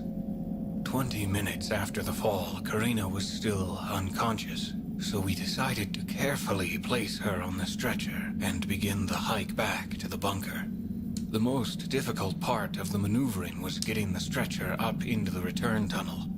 Rosa braced Karina's neck, and thankfully Jonas and I were able to carefully lift and slide the stretcher under the raised cave entrance. The hike back took longer than usual, but we arrived back at Outpost Freestead without additional incident, though the narrow staircase also proved difficult. Karina is still unconscious and under the watch of Dr. De La Torre. The following is a recording taken from Mr. Heath's laptop from the file labelled Svalbard Findings. What happened? What's wrong with Karina? She fell from a ledge. She has been asleep since the fall. Like a concussion? She could have a skull fracture or something, right? How did it happen? Maybe, but Rosa is keeping an eye on her. Now is not the time to act irrationally. Dr. De La Torre will keep excellent care of Karina. How did she fall? She was wearing crampons and had a walking pick. Please calm down, Mr. Heath. Were you able to get a message through to Niallisen? No, I don't know. I sent out several messages, but I never got a normal response. I got something else, though. What is something else? It's really odd. I'm listening. I sent out a general message once every half hour or so. The first 2 times I received no indication of response. The third time, and every time thereafter, until about an hour ago, I got some very interesting sounds over the radio. Do you have a recording? Do I have a recording? Of course I have a recording. Let me hear it. Fine. I'll get it set up. Go get Kazna.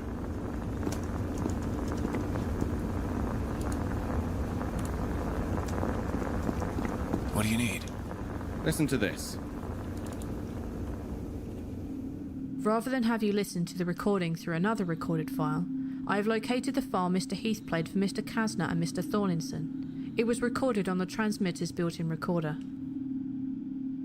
Thank you, documentarian. We always appreciate a shortcut. I'm recording this because I've been receiving some strange responses to my outgoing transmissions today at the outpost. I'm about to try and hail Niallison. At this stage, I'm just trying to reach anyone there, regardless of the research team or company responding. Here we go. Right. This is Walter Heath at Outpost Freestead, approximately 33 kilometers northeast of Niallison, south of the border to the national park. Reaching out for Siege Group to report repair status completed. Anyone, please respond.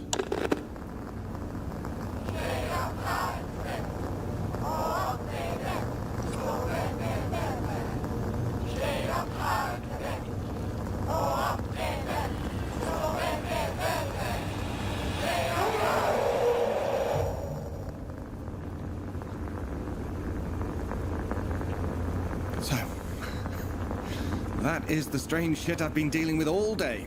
No idea what that is. So, yeah.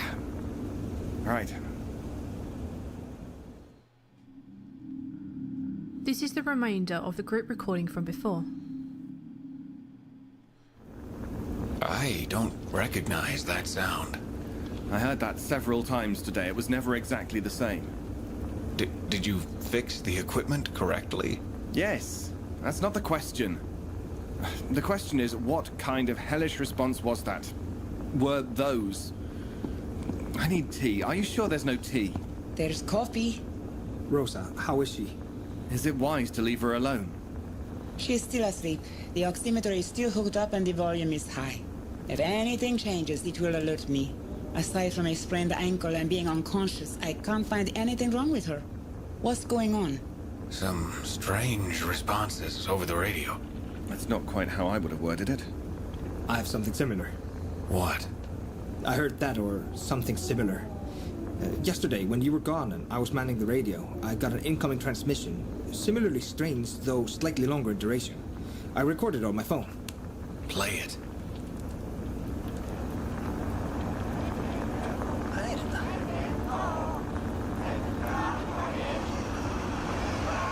What was that sound? It sounded like an animal.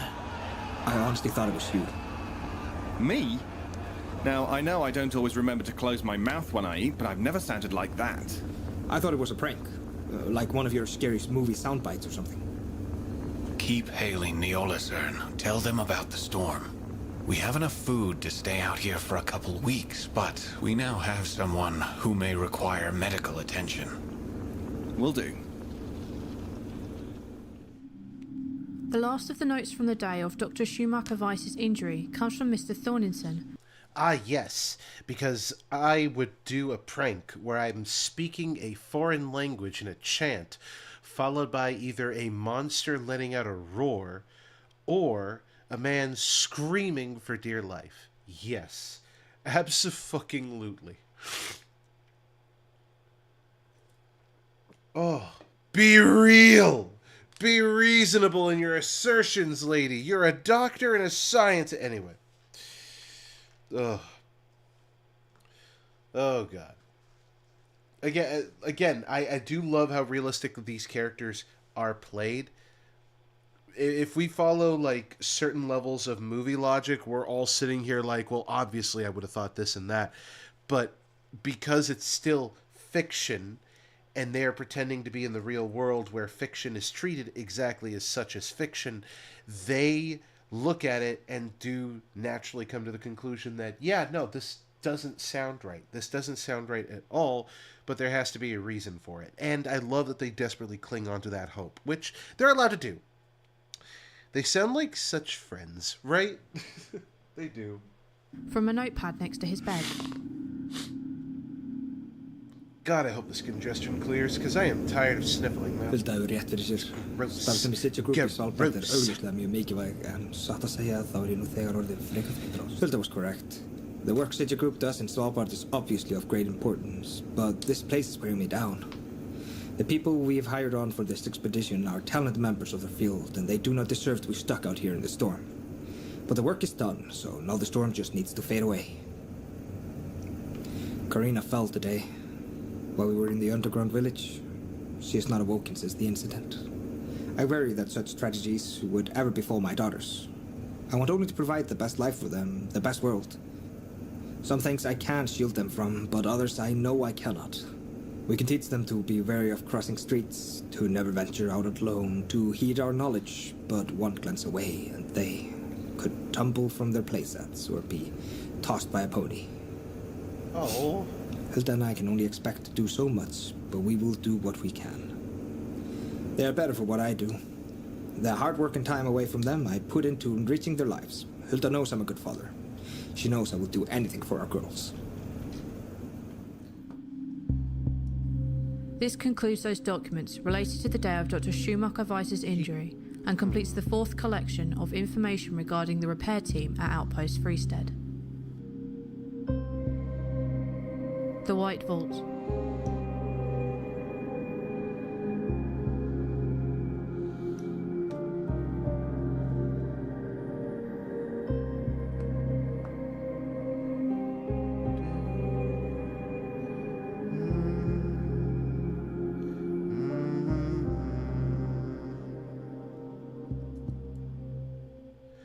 All right, and that's where we're going to have to take our break from the White Vault. Because as much as I would love to keep playing it, and God knows I would, reasonably speaking, 2 episodes a day is easy to do now because the episodes are fairly short. Trust me, as the seasons continue, the episodes can vary from, wow, that was a fairly short episode, but very clear and concise, to, wow, this was long, but it didn't feel long. It felt kind of oddly nice. So let me whip out. Let's see. Did I miss anything on the YouTube chats? I did not. But then again, there's nobody there. So you know what? Hey, it's fine. It's fine. Let's see. Music. We need music.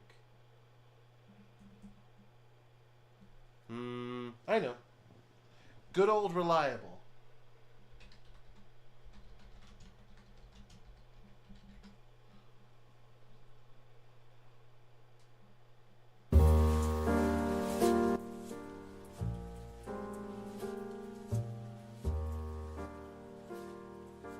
Old Reliable is just some good old-fashioned jazz. Something that I can easily build and we can yap a little bit about. Now that we can focus on yapping, and let me take another sippy sip. Thank God. So now that we've gotten past another couple of episodes of the White Vault, and now that we've gotten through a good chunk of this model kit, I guess we kind of just open the floor now, since I think I got about another hour-ish of streaming in me before I have to break for lunch, getting ready for work and stuff like that. So what is everyone up to? How has their work week started? Because I know today's Monday. This is obviously the start of a work week, but sometimes I've noticed some people work on weekends, so sometimes people's Fridays are their Mondays and Mondays are their Fridays. Like for me, for example, this is technically the last work day I have before I go and have my 2 days off tomorrow and Wednesday, so my Monday, or rather everybody else's Monday where they hate it, I love it because, well, it's just kind of my Friday. And I like that. I like that my Friday is everybody else's Monday. It's kind of weird, a little spiteful, but kind of cool. It would be so awesome. It would be so cool. So what has everyone else been up to? Has everyone been doing all right? Have you been remembering to drink water? This is important to me. Because I've noticed a couple of you have been slacking on that. I notice a couple of you have not remained hydrated. I know it's tempting to not drink a lot of water because, oh, it's so cold and I'm not sweating anyway. I don't care. You better be drinking. If I find out that you're dehydrated in any form, shape, or fashion, I'm coming for you.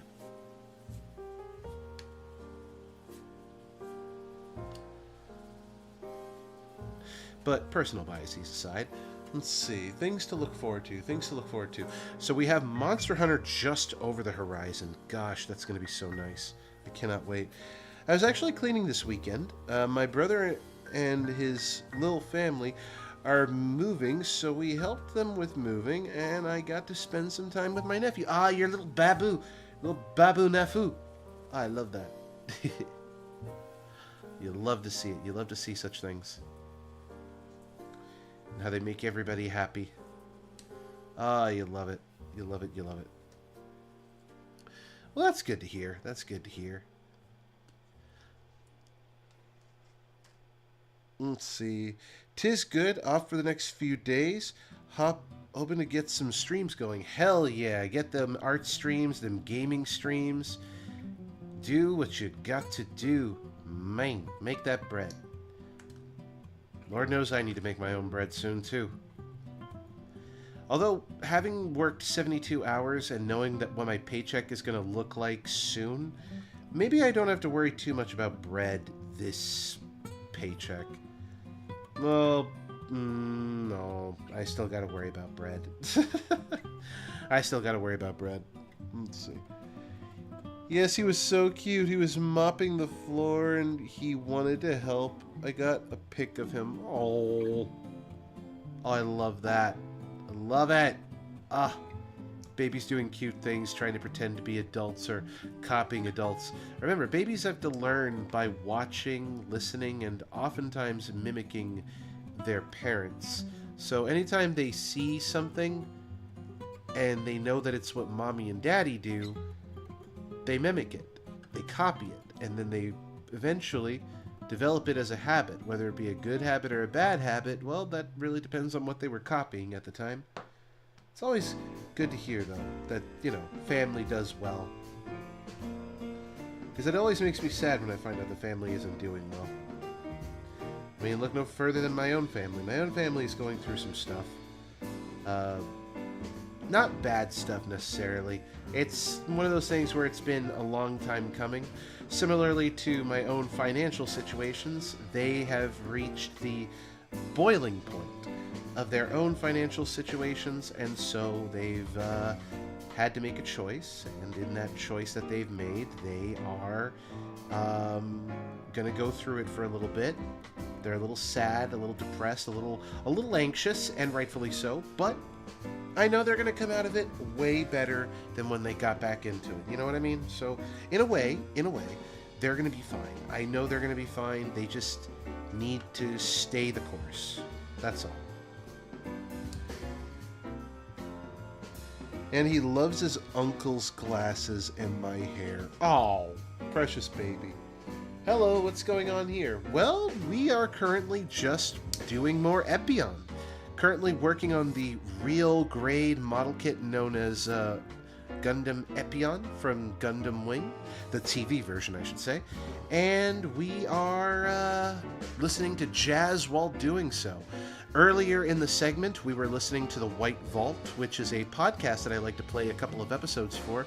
I'm probably only going to do season 1 in hindsight, because I feel like doing the entire series almost feels like a disservice to listen to at my pace.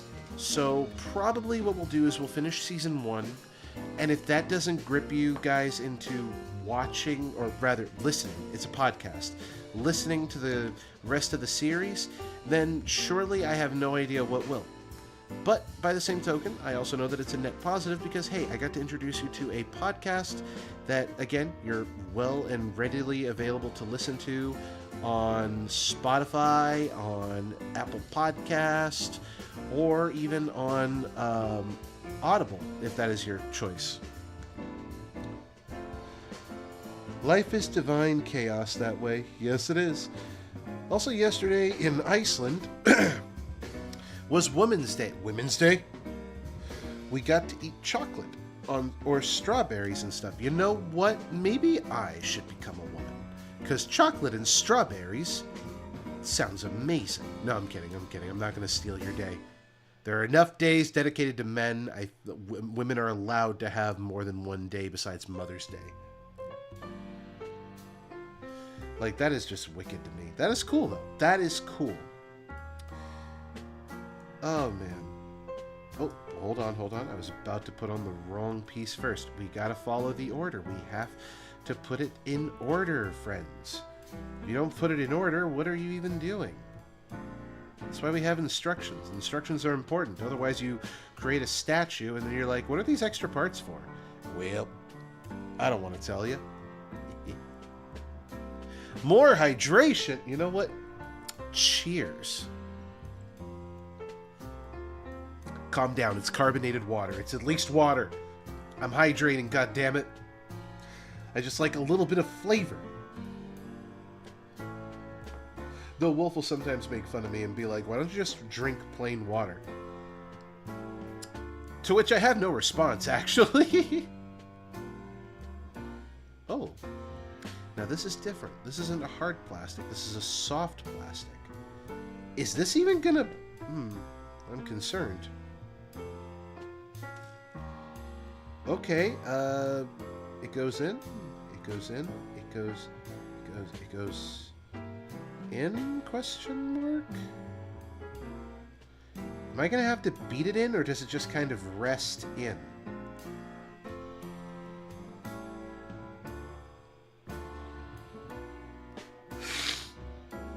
Oh, my poor nose. What flavor of water is your favorite? I realize how stupid that sounds out of context. I could go for some chocolate right now. See? Same, Mick. Same. Oh, man. What flavor of water? Well, that's the thing. I love regular water. I definitely drink that a lot more as of recently, especially at work, because I've been trying to, like, drown whatever sickness is inside of me, so I've been drinking copious amounts of water. I'm currently drinking mandarin orange, because a little bit of orange in your life is always delicious. And then as a backup flavor, cherry limeade, which is definitely a really sweet tasting water. Bear in mind, there's no sugar in this water. It's purely flavor, it's purely taste. But that being said, it still tastes sweet. So mileage will vary on your taste buds, but I personally like it. I love cherry, I love strawberry. If they made a chocolate... Well, actually, no. I can't even say if they make a chocolate water. They have made a chocolate water. For any of you poor motherfuckers who thought that Yoo-Hoo was chocolate milk, I am sorry for you. That is a chocolate drink. There is no milk in it. Just chocolate. I've decided to move over here. Hello. Well, hello to you too. It's good to see you over on my side on Twitch. It's always good to have some diversity. That's why I'm kind of on YouTube and Twitch at the same time. I still got to go through the rebranding phase, which means I eventually have to like commission an icon. Since I'm being paid big bucks, like after working this, 72-hour work week, I've been thinking about like commissioning some folks. I've already talked to Pixel about another PNG thing that I want to set up, so that way I don't have to have this, and so I don't have to keep moving my neck to keep the model engaged. And I love my sock puppet. I'm thinking of using it as a redeem, where it's like, let's lower the budget, turn me into a sock puppet, that type of thing. Or have a doodle version of me for lowering the budget. I don't know which I would prefer. Now I'm like debating. Rebranding. Well, rebranding for the YouTube channel, because the YouTube channel still has my old Sparky Raptor stuff where it's just the dinosaur head and basic shit.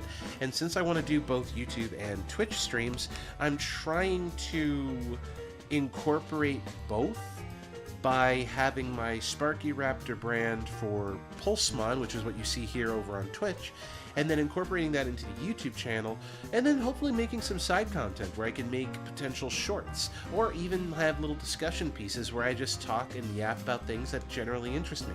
In a similar vein to Kira Kilovolt, I don't know if anybody knows that particular that particular VTuber.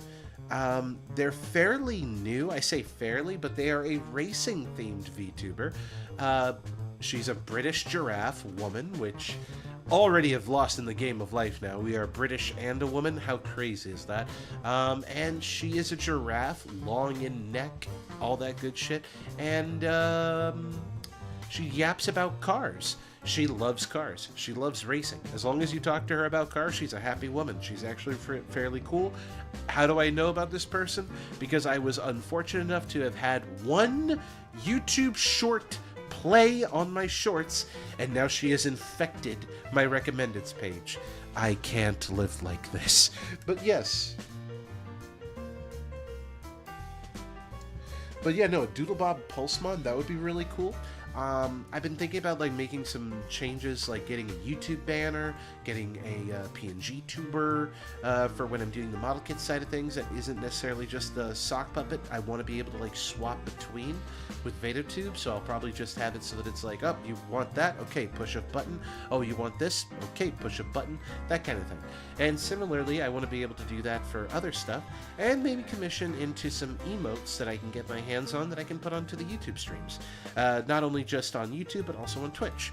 So, yeah, I'm trying to look at some options to kind of help set things up, and I still love what TC has given me. I'm probably going to have to put a proper overlay over, like, the actual stream stuff, because putting me in front of the model kits, while it's definitely good, note to self, I really should get some type of overlay that's a little bit on the engaging side, something simple, something silly. So yeah, sounds like you're having fun with the branding potential. Oh no, it's a lot of fun. Because I always like talking about this because I love getting like engaged with some of the folks around here. So like I love it when I sit down and talk to Max, who's really cool. His art style is very, very energetic. I love the way it's portrayed. That's why he's responsible for my emotes over on Twitch. I love that he gave me a little sock puppet. I loved that commission. It was my personal favorite commission that I could ever ask for. Let's see. I'm commissioning Pixel because I love their art style, and I think having a nice little Pulsemon working on a model kit, like as a sort of animated PNG tuber, like the idle state when I'm not talking will just be his hands moving around and stuff like that, and then when I talk, his head will be up like he's trying to address the audience, and you know, his mouth will move, that kind of thing. Little things like that that I really want to incorporate. And then banners. The only thing I haven't decided is on who I was going to commission for banners. Probably it'll be Max in hindsight because he's been really cool about it. Or I could go back to Tidywire, the one who actually made the image for me. I commissioned them way back for an image of Pulsemon vibing in a radio station and stuff like that. And that has been like a beautiful piece. If you don't know who Tidywire is, if you remember the Black Anjouamon, as in she is black in race, Anjouamon, the one that made me break my one rule while I were never ever lewd a Digimon ever in my life. Yeah, that artist. They are cool. They are really cool.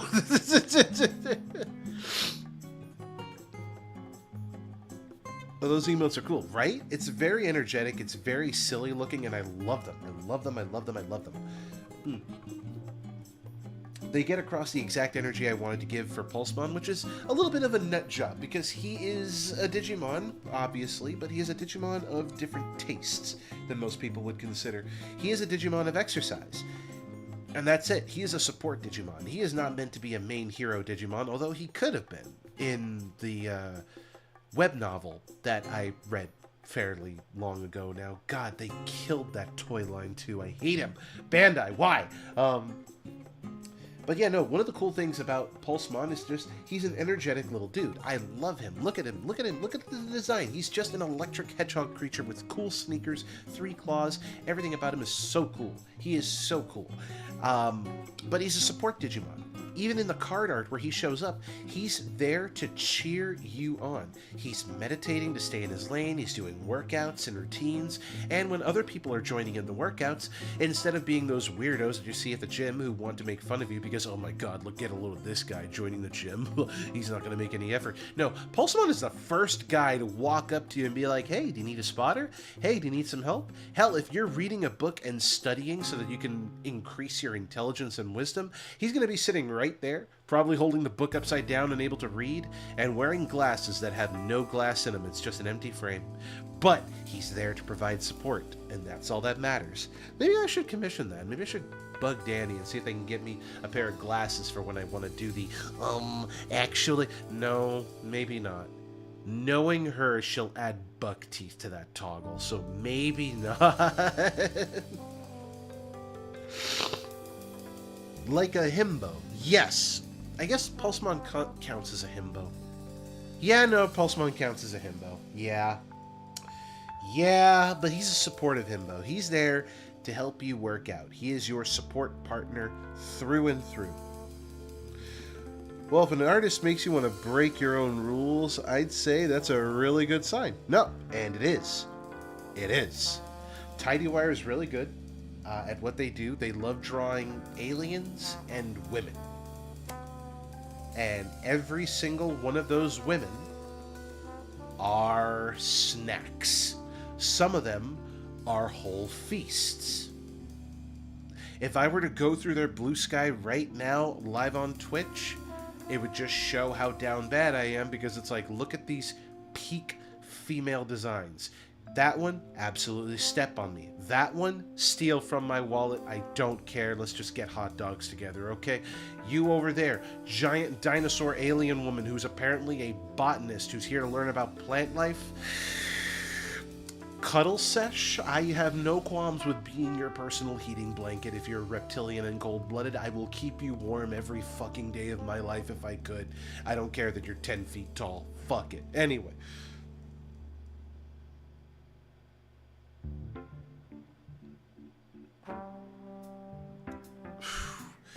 That got a little heated there. Hold on, I gotta... Whew, had to hydrate. I was getting a little thirsty. Anywho. Exaggeration of sexual desire aside. Oh dear. I am not meant for heaven. I am not meant for heaven. I am going straight to hell. I fully accept it. This is my fate. I am going to hell. The sooner I come to accept that, the better, I think. Oh, man. Listen, we love women. It's just a shame women aren't real. No, I'm kidding. On the internet, they're not real. Also kidding. I have to preface these stupid jokes because, God, sometimes Shenpai will infect my brain out of nowhere, and I'm like, it's too bad women aren't real. And I'm like, fucking god damn it, why do you say these things, Shen? Anywho. The little things aside again. I gotta be mindful of the time, man. And I think I need to pop another lozenge in my mouth. Hang on. I have lozenges set aside for this because my nose is killing me still. I want to get better so badly because talking with snot is driving me nuts, man. How? It shall soothe me. Or at least I hope it soothes me, because otherwise this is just going to be embarrassing.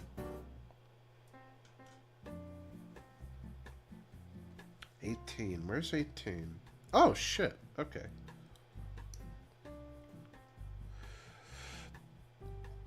Oh, Shenpai's the best. Oh my god. Yes. Yes, she is. But god, I feel... Oof. I feel her sometimes. I feel her. Like, not in the artistry. I think she's a fantastic artist, even if sometimes she loses faith in herself way too damn often. No. Where I feel for her is like the sense of health, like wanting to lose weight, getting into exercises and routines. I suffer through something similar, and so I want to get better. I really do, but it's sometimes really, really freaking hard. And one of these days, I want to practice my discipline. I want to get better. God damn it. I do. I don't want to be stuck in this perpetual state of unhealthiness, which is why I've already made positive changes. One of those positive changes is that I've started eating broccoli. I've started eating mass quantities of spinach. Maybe not mass quantities of spinach. Okay, no, I've actually been eating a lot of spinach. I think I've actually replaced the lettuce in most of my diet with spinach. So I've been changing up my diet, and now I just got to add the exercises. One of those exercises I've been thinking about doing is like planks, because those are very effective, planks. Flutter kicks too, which a very simple exercise, but God, does it give you the workout that you need. What else? I guess basic crunches could definitely help. You'll notice that it's a lot of upper body, and you've probably noticed by my arms, I could probably do with some weightlifting. So you know what? Maybe one of those things that I got to do is invest in a couple of weights. Ignore some of these cuts on my wrists. I've been working on air conditioning, so sharp metal edges everywhere. Yeah. I like myself some spinach, right? It's a good replacement for lettuce, and I find spinach to be more delicious dry. I don't know why they serve it wet in a can. It's gross. But a dry lettuce leaf, put it in a salad with some chicken and some cheese, and that's a meal for me, man.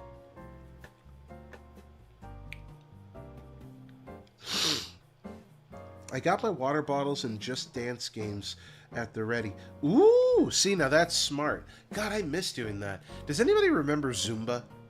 I'm just going to leave that question out in the open. Does anybody actually remember Zumba? Maybe I asked that earlier last year, but now I'm just being genuine because that's one of the things I've considered doing, but I don't even know. God, with the death of the Kinect, they probably don't even have Zumba games anymore. Unless it's on the Switch. Maybe I can get it on the Switch.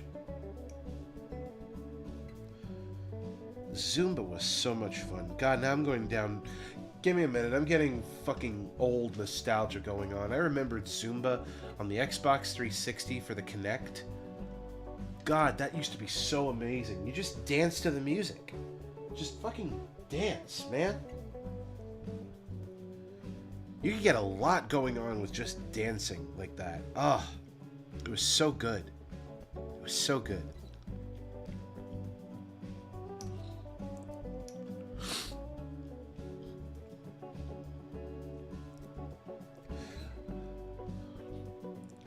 I know Just Dance is on the Switch. Okay, then you know what? Maybe I should do that.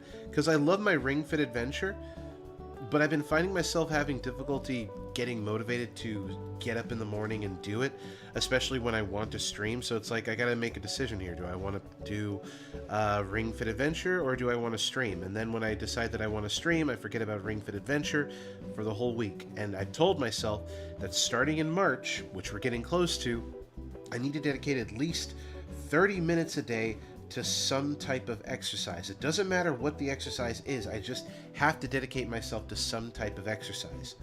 F120. There we go. So yeah, things for me to consider, I think. Why is it getting hot in my room? Hold on. I'm gonna go fix something.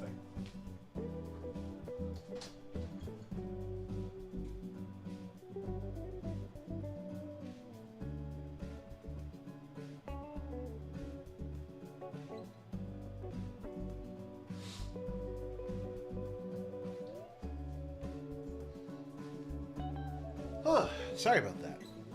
Apparently, the air conditioning was set to heat this whole time. Why? I haven't a single fucking clue, man. I haven't a single clue. Let's see. Just Dance is still going on, thankfully. I've actually never tried Zumba, but I love dancing on my own time, so maybe I could invest in some Zumba stuff. Well, that's the thing. Zumba, what made Zumba unique when I used it on the Xbox 360 with the Kinect was that it was exercise dancing. So you were dancing, but they did specific dance moves that were supposed to work out your cardio, work out certain parts of your body. And by doing so, it created exercise as a dance. Basically, think of like jazzercise or something like that, where you, or not jazzercise. Think of those exercise videos where they play a song and you're doing certain exercises to the music, but now it's exercises that are mixed in with dancing. And that's essentially what it was. And I loved it. I did. Those were one of the things that made me super happy when I had the Kinect, because it got me moving. And because I was competitive with my little brother, it meant that whenever we played, it was like, okay, let's see if we can match it and make it work. Then he got his hands on like Michael Jackson, I think it was, and started dancing to some of his songs. And boy, was that difficult, because I don't know if the Kinect was just shit for that game, or if the game was shit, or something else, but we could not match jack shit to that. God damn. That was awful.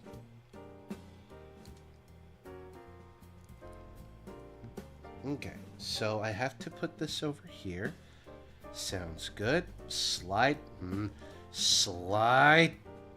Oh, I guess that's where it goes. Okay. And,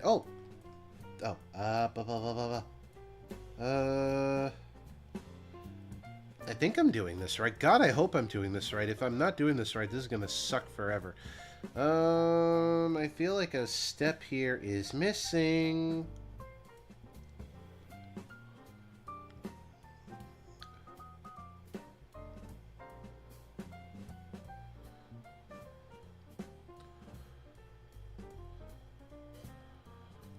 Okay, I think I know where this is going. So now I just have to turn the page. Because if this goes where I think it goes, then I'm going to be a very happy man. Does that mean we're getting that one step closer to completing this unit? Probably before the end of the stream. So, fingers crossed. Okay, so good news. It is where I thought it was going. So, I now have to carefully slide this assembly. Sounds easier than it looks. Oh boy. Okay.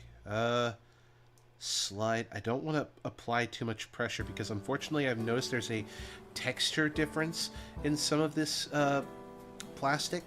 The blue plastic in particular is very brittle.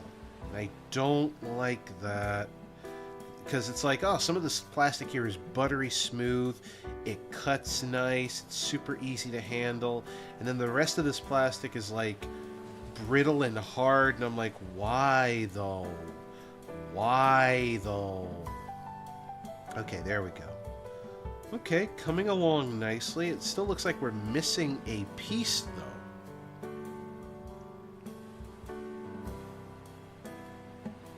It looks like we're missing a piece, and I don't know why. Hold on. Let me check something here. Uh-huh. Okay. Slide the assembly. And that's really how that looks? See, now I gotta check the picture. Now I gotta check the picture. Hang on. Ah, here we go. That's really how it looks. Okay. Okay. So, we're good. We're good, ladies and gentlemen. I am not having an aneurysm. There is no missing piece. I am just stupid. I've never owned the Michael Jackson game, but I know that there's an ABBA game on the Wii that's very similar to MU game on the Wii. Huh. Well, alright then. Oh, man. Okay. Let's see if we can finish this up so that way I can at least say I did the torso. And that'll be a good way to end the stream, because then I can have lunch. Huh. But while we keep on yapping and gabbing, so everyone's doing good. I'm liking that everyone's doing well in life. I'm glad that everyone is doing their own thing with streams.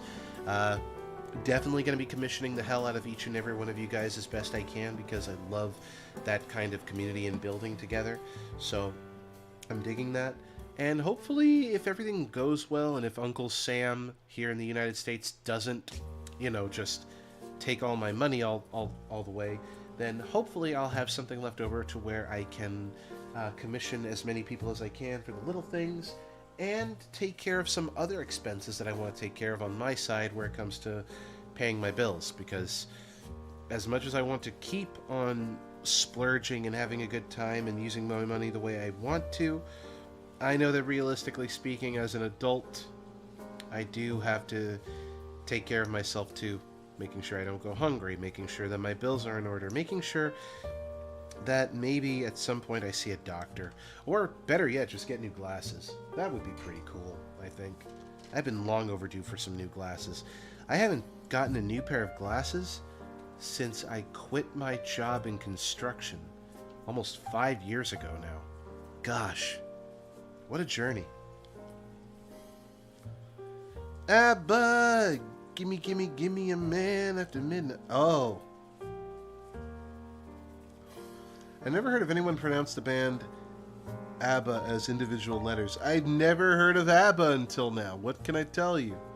You see, I'm an uneducated fool. I am stupid. I thought it was like something else.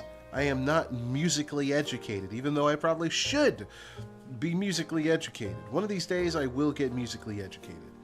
But right now, I am not musically educated. In fact, I'm musically uneducated. There you go.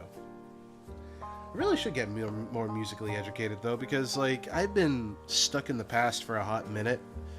Like, I've only just now, and I repeat this with full sincerity and stupidity, I have only just now recently gotten into listening to AC/DC, which is why I love randomly out of nowhere when I cast a spell that has the thunder component in D&D, or something similar to that in Pathfinder. I just look someone dead in the face. They already know where it's gonna go while I'm playing the music. You've been thunderstruck! It's like, just so funny. So funny.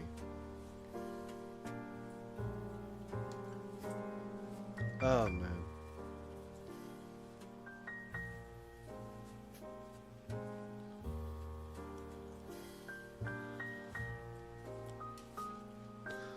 It's the little things in life. Makes it all worth it. Let's see. Will this slide into place? It surely does. Alright, alright, alright. And then you just slide directly on top, which... Okay, so that kind of just locks it all into place, I guess.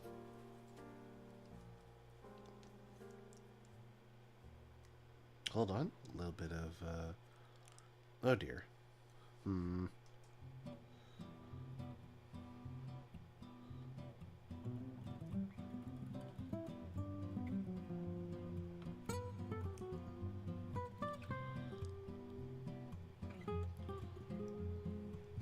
That's better. Okay.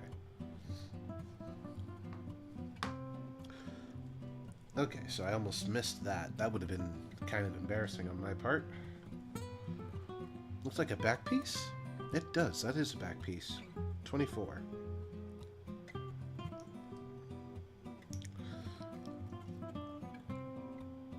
Let's see.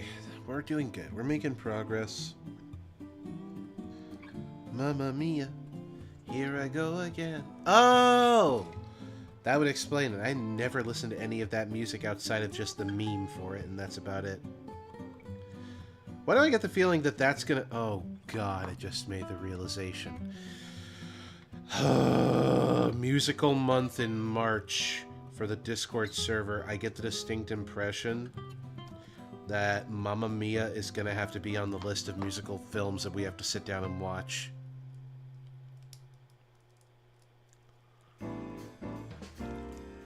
Which I'm 100% down for, because at least I'll finally be musically educated on something.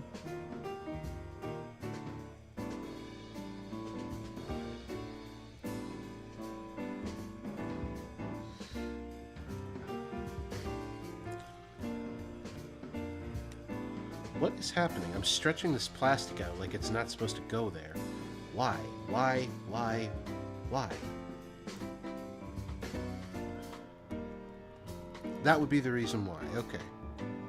So unfortunately, I accidentally put a stretch mark on that plastic, but I think that's going to be covered by the wing pack. So you know what? Minor issue, not a big deal. It is what it is. G and G. Wait, I'm going to letter G now? Hold on. Do I even... Where is the letter G? Is the letter G up here, or am I going to go hunting it down? Okay, good. I was worried for a second that it's like, oh, please, don't do this to me. Not today.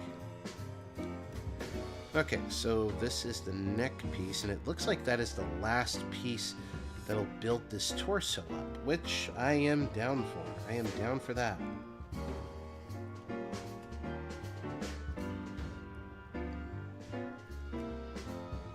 Okay, so this isn't going to have as much wiggle as I thought it would, but hey, can't be perfect, cannot be perfect.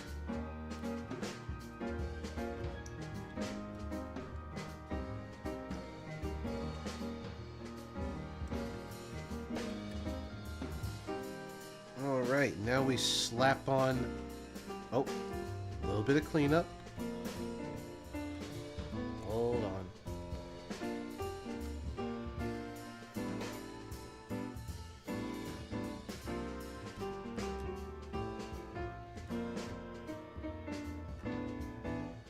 There we go.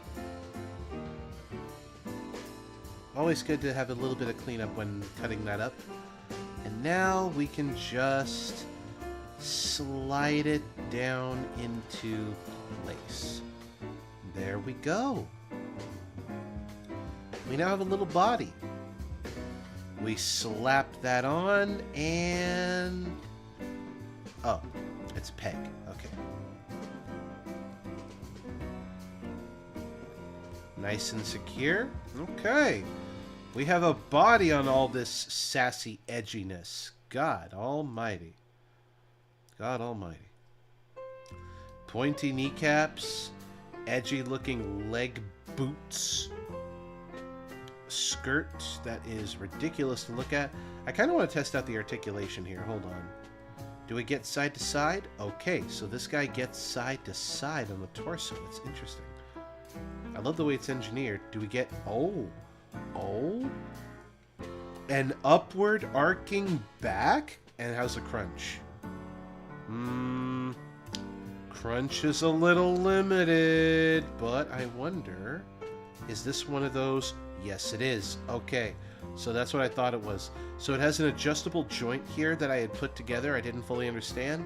And now it just slightly deepens the crunch and shows off some back detail. And it has a more dramatic arcing back. How dramatic can we get that to be? Let's see. Well, now we're showing off where that pivot joint is there. And, okay, so the crunch is limited because of where this piece of armor goes and what it's rubbing up against. But it's not bad. It's not the worst that I've ever seen. I'm not going to, like, lose my mind over something as simple and trivial as a crunch, especially on this type of kit. Because even wing model kits were not known for their posability outside of a few poses until they did some releases in recent times for those HG kits. But this is not bad so far. I'm digging what I have here. Leg articulation is pretty dope. Separating knee armor looks really awesome. I love that. And they apparently are segmented ball joints intended for the transformation sequence when we get to the transformation sequence. So, all in all, so far, we are making progress. The crotch is so shiny and red, I just realized. And I love that we have varying tones. Like, you can see that we have a two-tone red going on here. We have, like, a nice salmon, I think it is, and then a darker red, like almost a burgundy. And that's seen on the crotch piece. That's seen not necessarily on the torso. The torso has more of the salmon. You can see it a little bit on the side skirt where you have the red and the salmon. And over here, same thing. I like that. I like that a lot. Varying colors. I love varying colors. I don't like a solid brick of just one color. Varying color is just nice. This is good. This is good.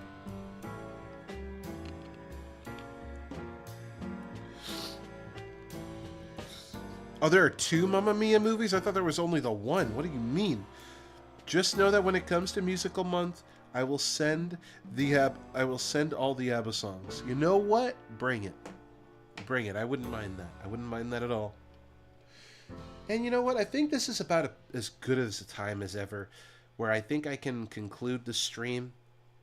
I think I can, yeah, I think I can safely conclude the stream.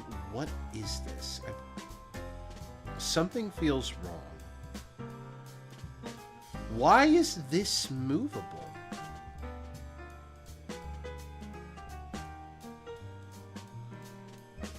I am deeply confused about why this has a function to move forward.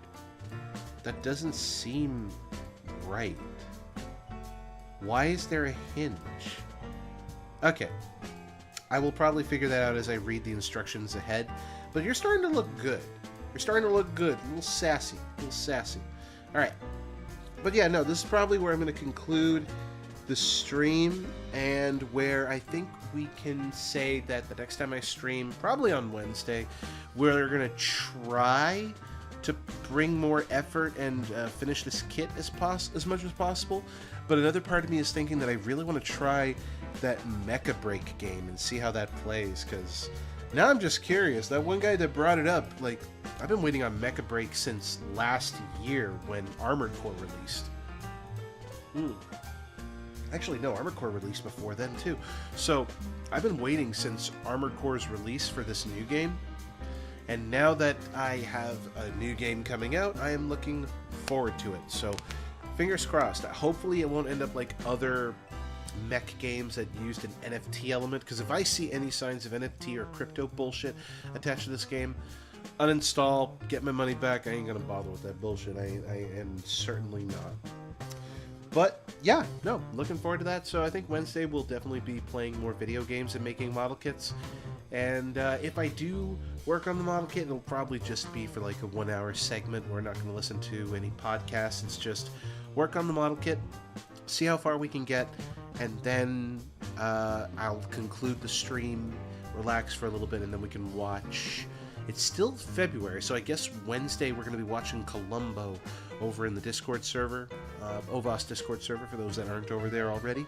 And that'll conclude the month of February for Columbo, and then we can go into Musical March, which, as much as I want to avoid it, we do have to see the live action, it's CG, guys, come on, the Lion King remakes, including Mufasa, because I want to hear TC rage.